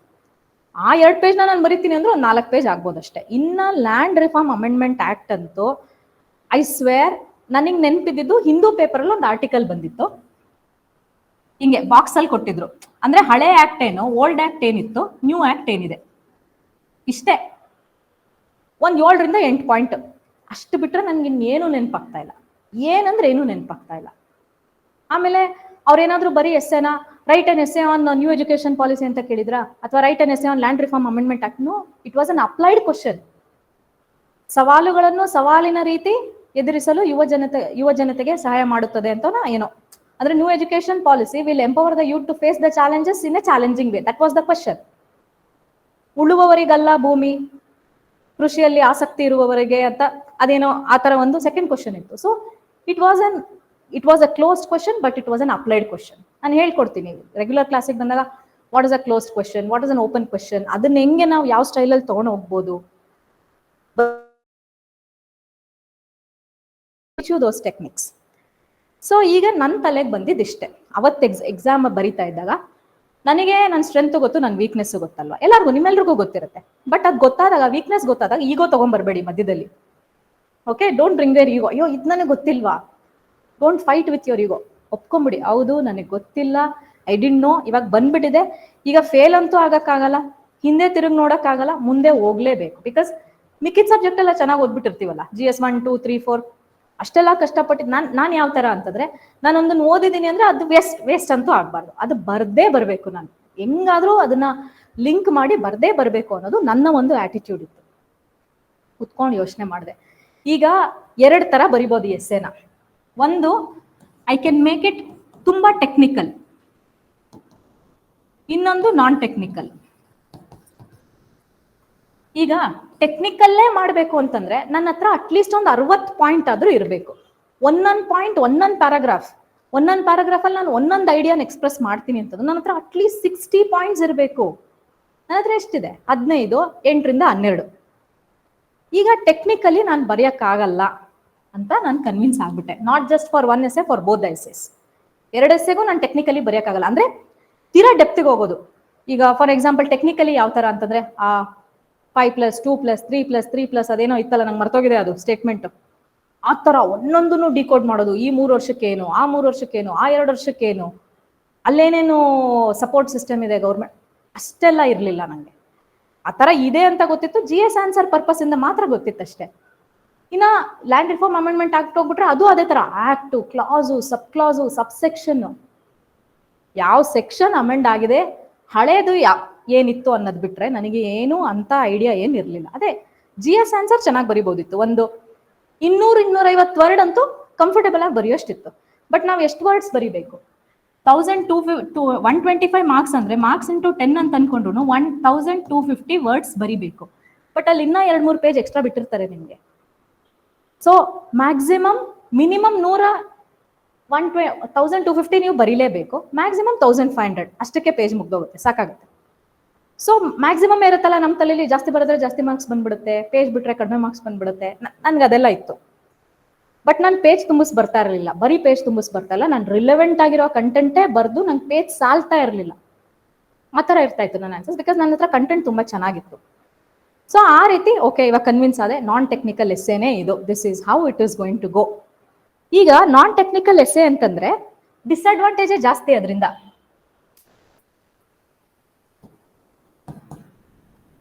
ಅಡ್ವಾಂಟೇಜ್ ಏನು? ನೀವು ಸೇಫ್ ಇರ್ತೀರಾ. ಅಂದ್ರೆ ನೀವೇನ್ ಬರಿಬೇಕು ಅಂತಿದ್ರೋ ಓಕೆ ಬರ್ದಂತೂ ಮುಗಿಸಿ ಬಂದ್ಬಿಡ್ತೀರಾ. ಬಟ್ ಡಿಸ್ಅಡ್ವಾಂಟೇಜಸ್ ಏನು? ಸಪೋಸ್ ನೀವು ಬರ್ದಿರೋದು ರಿಲೆವೆಂಟ್ ಆಗಿಲ್ಲ, ಕನ್ವಿನ್ಸಿಂಗ್ ಆಗಿಲ್ಲ, suppose if the evaluator thinks what is this, ನಾವೇನೋ ಕೇಳಿದ್ರೆ ಇವ್ರಿನ್ ಯಾವುದೋ ಒಂದು ಡೈಮೆನ್ಷನ್ ಅಲ್ಲಿ ಬರ್ಕೊಂಡು ಹೋಗಿದ್ದಾರೆ ಅಂತ ಒಂದು ಪಾಯಿಂಟ್ ಅಲ್ಲಿ ಇವ್ಯಾಲ್ಯೂಯೇಟರ್ಗೆ ಅನ್ಸಿದ್ರು ಯುವರ್ ಗೇಮ್ ಇಸ್ ಕ್ಲೋಸ್ಡ್. ನನಗಿಲ್ಲಿ ಓಕೆ ಫಸ್ಟ್ ಎಸ್ಸೆ ಚೆನ್ನಾಗಿ ಗೊತ್ಬಿಟ್ಟು ಸೆಕೆಂಡ್ ಎಸ್ಸೆಗೆ ಆ ಥರ ಏನೋ ಒಂದು ಮಾಡಿದ್ರು okay, but no, both the essays are the same thing. So ನಂಗೆ ದೊಡ್ಡ ಚಾಲೆಂಜ್ ಏನು, ಈಗ ಫಸ್ಟ್ ಎಸ್ಸೆ ಕನ್ವಿನ್ಸ್ ಮಾಡ್ಬೇಕಲ್ಲ. ಬಿಕಾಸ್ ಅದೆಲ್ಲ ಇರುತ್ತೆ, like first impression, best impression. ನಾವು ಏನ್ ಇಮೇಜ್ ನ ಫಸ್ಟ್ ಎಸ್ಸೆನಲ್ಲಿ ಕ್ರಿಯೇಟ್ ಮಾಡಿರ್ತೀವೋ that will carry to your second. ಇವಾಗ ನೋಡಿ, ನೀವು ಒಂದು ಸ್ವಲ್ಪ ಚೆನ್ನಾಗಿ ಬರ್ದಿದ್ರೆ, ಒಂದು ಆವ್ರೇಜ್ ಟು ಗುಡ್ ಎಸ್ಸೆ ಬರ್ದಿದ್ರ ಅಂದ್ರೆ ಡೆಫಿನೆಟ್ಲಿ ಅವರು ಇಂಟ್ರೆಸ್ಟ್ ತಗೊಂಡು ನಿಮ್ ಸೆಕೆಂಡ್ ಎಸ್ಸೆನೂ ನೋಡ್ತಾರೆ, ಕನ್ಸಿಡರಬಲಿ ಒಂದು ಡೀಸೆಂಟ್ ಮಾರ್ಕ್ಸ್ ಅಂತೂ ಬರುತ್ತೆ. ಫಸ್ಟ್ ಅಲ್ಲೇ ಇರಿಟೇಟ್ ಮಾಡ್ಬಿಟ್ರೆ ಅಷ್ಟೇ, ಗೇಮ್ ಇಸ್ ಕ್ಲೋಸ್ಡ್. ನೀವು ಸೆಕೆಂಡ್ ಎಸ್ಸೆ ಎಂತ ಫೆಂಟಾಸ್ಟಿಕ್ ಆಗಿ ಬರ್ದಿದ್ರು ಇದರದ್ದು ಒಂಚೂರು ಆದ್ರೂ ಅಲ್ಲಿ ರಿಫ್ಲೆಕ್ಟ್ ಆಗೇ ಆಗುತ್ತೆ. ಮೇ ಬಿ ನಿಮ್ ಪೇಪರ್ ಹೋಗ್ಬೋದು, ಸೆಕೆಂಡ್ ಎವ್ಯಾಲ್ಯೂಯೇಷನ್ ಹೋಗ್ಬೋದು, ಥರ್ಡ್ ಎವ್ಯಾಲ್ಯೂಯೇಷನ್ ಹೋಗ್ಬೋದು, but I am telling you what will happen in your first evaluation. Okay, so ನಾನು ಹೇಳಿದ್ನಲ್ಲ, ನನ್ನ ಹತ್ರ ತುಂಬಾ ಟೆಕ್ನಿಕ್ಸ್. ಇಂಟ್ರೊಡಕ್ಷನ್ಗೆ ಒಂದು 10-15 ವೆರೈಟಿ, ಬಾಡಿ ಆಫ್ ದ ಎಸ್ಸೆಗೆ ಒಂದು 4-5 ಟೈಪ್ಸು, ಕನ್ಕ್ಲೂಷನ್ ಒಂದು 3-4 ಟೈಪ್ಸು. ಇದೆಲ್ಲ ಮುಂಚೆನೆ ನಾನು ವರ್ಕೌಟ್ ಮಾಡಿ ಇಟ್ಕೊಂಡಿದ್ದಂತ ಒಂದು ರಾ ಮೆಟೀರಿಯಲ್. ಈಗ ಅಷ್ಟಿದ್ರೆ ಕನ್ಫ್ಯೂಷನ್ ತಿರ್ಗಾ ಯಾವ್ದನ್ನ ಎಲ್ಲ ಆಡ್ ಮಾಡಬೇಕು. ಇದನ್ನ ಆಡ್ ಮಾಡಿದ್ರೆ ಇವಾಗ ನಾನು one style of introduction add ಮಾಡ್ತಿದ್ದೀನಿ ಅಂತಂದ್ರೆ ನನ್ನ ಬಾಡಿ ಆಫ್ ದ ಎಸ್ಸೆ ಅದಕ್ಕೆ ಮ್ಯಾಚ್ ಆಗಬೇಕು. ಇಂಟ್ರೊಡಕ್ಷನ್ ಒಂದು ಸ್ಟೈಲ್ ಅಲ್ಲಿ ಹಾಕ್ಬಿಟ್ಟು ಬಾಡಿ ಇನ್ನೊಂದು style, no, it want match. Okay, ನಿಮ್ ಮಿಕ್ಸ್ ಅಂಡ್ ಮ್ಯಾಚ್ ಮಾಡೋದು ಗೊತ್ತಿರಬೇಕು. ಸೊ ಸ್ವಲ್ಪ ಟೈಮ್ ತಗೊಂಡೆ ಬ್ರೈನ್ ಸ್ಟಾರ್ಮಿಂಗ್ಗೆ. I took some 40-50 minutes time ತಗೊಂಡು ಇನ್ 30-35 ಮಿನಿಟ್ಸ್ ಅಲ್ಲಿ ಎಸ್ಸೆ ಬರೆದು ಮುಗಿಸ್ದೆ. ಓಕೆ, ಸೊ ಆ ಬ್ರೈನ್ ಸ್ಟಾರ್ಮಿಂಗ್ ಏನ್ ಮಾಡಬೇಕು ನೀವು ಆಫ್ಟರ್ ನಿಮ್ ಟಾಪಿಕ್ ಆದ್ಮೇಲೆ, ಅದೆಲ್ಲದನ್ನು we will discuss in the regular classes. Okay, because ಅದನ್ನ ಒಂದೊಂದನ್ನು ಡಿಕೋಡ್ ಮಾಡ್ತಾ ಹೋಯ್ತು ಅಂದ್ರೆ ನಂಗೆ 2 hours ಸಾಲಲ್ಲ. ಇವತ್ತು ನಾನು I just have to give a brief overview about essay. So ಈಗ ನಾನು ಯಾವ ತರ ಬರ್ದೆ ಅಂತಂದ್ರೆ ನಾನ್ ಟೆಕ್ನಿಕಲಿ ಅಂದಾಗ, ಆಮೇಲೆ ಡಿಸ್ಅಡ್ವಾಂಟೇಜ್ ನನ್ನ ಪೇಪರಲ್ಲಿ ಹೆಂಗಿತ್ತು ಅಂತಂದ್ರೆ, ಇದು ಫಸ್ಟ್ ಎಸ್ಸೆ ಅಲ್ವಾ, ಈ ಕ್ವಶನ್ ಇರುತ್ತೆ ನಿಮ್ ಬುಕ್ಲೆಟ್ ಅಲ್ಲಿ, ಇಲ್ಲ ಒಂದ್ ಕಡೆ ನೀವು ಶುರು ಮಾಡ್ತೀರಾ, 2 ಫಿಂಗರ್ ಸ್ಪೇಸ್, ಒಂದ್ ಲೈನ್ ಬಿಟ್ಬಿಟ್ಟು ಎಲ್ಲೋ ಒಂದ್ ಕಡೆ ಶುರು ಮಾಡ್ತೀರಲ್ವಾ. ನನ್ನ ಎಸ್ಸೆನಲ್ಲಿ ಫಸ್ಟ್ ವರ್ಡ್, ಫಸ್ಟ್ ಪೇಜ್, ಇದು ಪೇಜ್ ನಂಬರ್ 1, ಎಸ್ಸೆ 1, ಫಸ್ಟ್ ವರ್ಡೇ ಸ್ಕ್ರಾಚ್. ಇಷ್ಟುದ್ದ ಏನೋ ಒಂದು ಬರ್ದಿದ್ದೆ, ಅದು ಕನ್ವಿನ್ಸ್ ಆಗ್ಲಿಲ್ಲ, ಸ್ಕ್ರಾಚ್. ಮೊದಲೇ ಅಷ್ಟಕ್ಕಷ್ಟೇ, ಅದರಲ್ಲಿ ಫಸ್ಟೇ ಗೋವಿಂದ. ಓಕೆ, ಏನ್ ಮಾಡೋದು? ಅದು ಯಾವಾಗ ನನಗೆ ರಿಯಲೈಸ್ ಆಗ್ತಾ ಇದೆ ಅಂದ್ರೆ, ಅದ್ ನಾನು ಬರೀಬಾರ್ದು. I had written one name. ಏನಕ್ಕ ನೇಮ್ ಅಂದ್ರೆ, ಫಸ್ಟ್ ಎಸ್ಸೆ ನಾನು ಯಾವ ರೀತಿ ಬರ್ದೆ ಅಂದ್ರೆ, I wrote it like a story. ಅಂದ್ರೆ ಒಂದ್ ಮಗು, ಅವ್ರ ತಾಯಿ, ಅಂದ್ರೆ ಆ ಮಗು ರೂರಲ್ ಏರಿಯಾ ಇಂದ ಅರ್ಬನ್ ಏರಿಯಾಗೆ ಮೈಗ್ರೇಟ್ ಆಗುತ್ತೆ. ಮೈಗ್ರೇಟ್ ಆದಾಗ ಇದು NEP ನ್ಯೂಸ್ ಅಲ್ಲಿ ಬರ್ತಾ ಇರುತ್ತೆ. ಅವ್ರ ತಾಯಿನ ಕೇಳುತ್ತೆ, ಒಂದು 5 years 6 years ಮಗುನೋ ಅದು, ಅವ್ರ ತಾಯಿನ ಕೇಳುತ್ತೆ ಏನಿದು ಅಂತ. ಅವ್ರ ತಾಯಿ she will start explaining what is this NEP. ಅವ್ರ ತಾಯಿ ಎಕ್ಸ್ಪ್ಲನೇಷನ್ ಕೊಡೋ ತನಕ ಅಷ್ಟೇ ನನಗೆ ಗೊತ್ತಿದ್ದು ವಾಟ್ ಇಸ್ NEP ಅನ್ನೋದು, ಅದ್ರ ಮೇಲೆ ನಂಗೆ ಗೊತ್ತಿರಲಿಲ್ಲ. ಸೊ ಆಮೇಲೆ ಏನ್ ಮಾಡಿದೆ, those are all again techniques, different sectors, different individuals, different angles, different dimensions, plus minus, improvements, suggestions, best practices, case studies ಇದೆಲ್ಲ ತರಬೇಕು. ಓಕೆ, ನಾನು ಇವತ್ತೇ ನಿಮ್ಗೆಲ್ಲ ಹೇಳ್ಬಿಟ್ರೆ you will just be so bombarded with content, ನಿಮಗೆ ಭಯನೇ ಆಗ್ಬಿಡುತ್ತೆ, ಬೇಡಪ್ಪ ಆಮೇಲೆ ನೋಡ್ಕೊಳ್ಳೋಣ, ಫಸ್ಟ್ ಪ್ರಿಲಿಮ್ಸ್ ಮಾಡೋಣ ಆಮೇಲೆ ಬರೋಣ ಎಸ್ಸೆ ಕ್ಲಾಸ್ಗೆ ಅಂತ ಅನ್ಸುತ್ತೆ. ಹಂಗಲ್ಲ. ಸೊ ನಾನು ಯಾವ ರೀತಿ ಆ ಫಸ್ಟ್ ಎಸ್ಸೆ ಬರ್ದೆ ಅದೇ ಸ್ಟೋರಿ ತರ ಬರ್ದೆ. ಆಲ್ಮೋಸ್ಟ್ ನನ್ನ ಎಂಟೈರ್ ಎಸ್ಸೆ ಸ್ಟೋರಿ ತರನೇ ಹೋಯ್ತು. ಅಂದ್ರೆ ಆ ಮಗು ಸ್ಟಾರ್ಟೆಡ್ ಆಸ್ಕಿಂಗ್ ದ ಕ್ವಶನ್ಸ್, ಅವ್ರ ತಾಯಿ ಎಕ್ಸ್ಪ್ಲೈನ್ ಮಾಡ್ತಾ ಹೋಗ್ತಾರೆ. ಅವ್ರ ತಾಯಿ ಎಕ್ಸ್ಪ್ಲೈನ್ ಮಾಡಿ ಮುಗಿಸೋಷ್ಟ್ರಲ್ಲಿ ಆ ಮಗು ಅಡಲ್ಟ್ ಆಗಿರುತ್ತೆ, ಬೆಳೆದ್ ಬಿಟ್ಟಿರುತ್ತೆ. ಅಷ್ಟೊತ್ತಿಗೆ ದಟ್ ವಾಸ್ ದ ಕನ್ಕ್ಲೂಷನ್. ಅಷ್ಟೊತ್ತಿಗೆ ಆ ಮಗುಗೆ ಈ NEPದು ಬೆನಿಫಿಟ್ಸ್ ಸಿಕ್ಕಿರುತ್ತೆ, ಆ ಮಗುಗೆ ಅದು ಹೆಲ್ಪ್ ಆಗಿರುತ್ತೆ. ಇಷ್ಟೇ ಸ್ಟೋರಿ. ಆ ಸ್ಟೋರಿನಲ್ಲಿ ಈಗ ನೋಡಿ ಒಂದು ಮೂವಿ, ಈಗ okay Yuvarathna movie, what is it about ಅಂತ ಕೇಳಿದ್ರೆ ನಿಮ್ಮ ಫ್ರೆಂಡ್ ನೀವೊಂದು 2-3 ಲೈನಲ್ಲಿ ಹೇಳ್ತೀರಾ. ಇಲ್ಲ ಹಿಂಗೆ ಅಲ್ಲಿ ಡ್ರಗ್ ಮೆನೇಸು ಅದೆಲ್ಲ ಒಂದು ಟ್ಯಾಕಲ್ ಮಾಡಿದ್ದಾರೆ, he is a professor, covert operation ಅಲ್ಲಿ ಇರ್ತಾರೆ, ಈಸ್ ಅ ಪ್ರೊಫೆಸರ್, ಲಾಸ್ಟಲ್ಲಿ ಹ್ಯಾಪಿ ಎಂಡಿಂಗ್. ಸಾಕಾ? ನಿಮ್ಮ ಫ್ರೆಂಡು ಇವ್ಯಾಲ್ಯೂಯೇಟರು, ನಂಗೆ ಹಂಗೆಲ್ಲ ಆಗಲ್ಲಮ್ಮ, ನೀನು ನನಗೆ ಫಸ್ಟ್ ಸೀನ್ ಏನಾಯ್ತು, ಇಂಟ್ರೊಡಕ್ಷನ್ ಹೆಂಗೆ ಇಂಟ್ರೊಡ್ಯೂಸ್ ಮಾಡಿದ್ರು, ಏನೇನು ಆಡಿದೆ, ಎಲ್ಲೆಲ್ಲಿ ಫೈಟ್ ಇದೆ, ಕ್ಲೈಮ್ಯಾಕ್ಸ್ ಹೆಂಗಿತ್ತು, ಕಾಮಿಡಿ ಯಾರು ಮಾಡಿದ್ದು. Your essay is just like a movie. Okay, but don't make it Upendra movie. Okay, his movies are really confusing, but ಚೆನ್ನಾಗಿರುತ್ತೆ. ಬಟ್ ಅಟ್ಲೀಸ್ಟ್ ನನಗೆ ಅರ್ಥ ಮಾಡ್ಕೊಳ್ಳೋಕೆ ಒಂದು 2-3 ಸಲ ನೋಡಬೇಕು ಅವ್ರ ಮೂವೀಸ್. ನಂಗೆ ಯಾವತ್ತೂ ಫಸ್ಟ್ ಅಟೆಂಪ್ಟ್ ಅಂತ ಇದೀನಿ ನೋಡಿ, ಫಸ್ಟ್ ಟೈಮಿಂಗ್ ನೋಡಿದಾಗ ಅರ್ಥ ಆಗಿಲ್ಲ ನನಗೆ. ಓಕೆ, ಸೊ ಆ ಥರ ಕನ್ಫ್ಯೂಸ್ ಮಾಡಿಬಿಟ್ರೆ ಎಕ್ಸಾಮ್ನವ್ರು ಕನ್ಫ್ಯೂಸ್ ಆಯ್ತು ಅಂದ್ರೆ ನಿಮ್ಮ ಮಾರ್ಕ್ಸು ಕನ್ಫ್ಯೂಷನ್, ನೀವು ಕನ್ಫ್ಯೂಷನ್ ಎಲ್ಲ ಇದ್ದು ಹೋಗ್ತೀರಾ ಲೈಫ್ ಲಾಂಗ್. ಆಮೇಲೆ ಕ್ರಿಸ್ಟಲ್ ಕ್ಲಿಯರ್ ಒಂದು ಇಂಟ್ರೊಡಕ್ಷನ್ ಇರಬೇಕು, ಎಲ್ಲ story, masala, songs, fight, comedy ಎಲ್ಲ body of the essay, climax is the conclusion. But ಎಲ್ಲ ಮೂವಿನೂ 100 days ಓಡುತ್ತಾ? ಫೇಸ್ ವ್ಯಾಲ್ಯೂ ಇರುತ್ತೆ ಹೀರೋಗೆ, ಬಟ್ ನಮ್ಮ ಫೇಸ್ ಏನು ಕಾಣಲ್ವಲ್ಲ. ನಮ್ಮ ಆನ್ಸರ್ಸು, ನಮ್ಮ ವರ್ಡ್ಸು, ನಮ್ಮ ಕಂಟೆಂಟೇ ನಮ್ಮ ಫೇಸ್ ವ್ಯಾಲ್ಯೂ ಆಗಬೇಕು. ಜಾಸ್ತಿ ಕಾಂಪ್ಲಿಕೇಟ್ ಮಾಡ್ಕೋಬೇಡಿ ಎಸ್ಸೆ, ಒಂದು ಮೂವಿ ಥರ. ಬಟ್ ಈ ಮೂವಿಗೆ ನೀವೇ actor, director, storyteller, villain, comedian, producer ಎಲ್ಲ ನೀವೇ. ಅದು ಅಪ್ರೂವ್ ಮಾಡೋದು ಮಾತ್ರ ಇವ್ಯಾಲ್ಯೂಯೇಟರ್.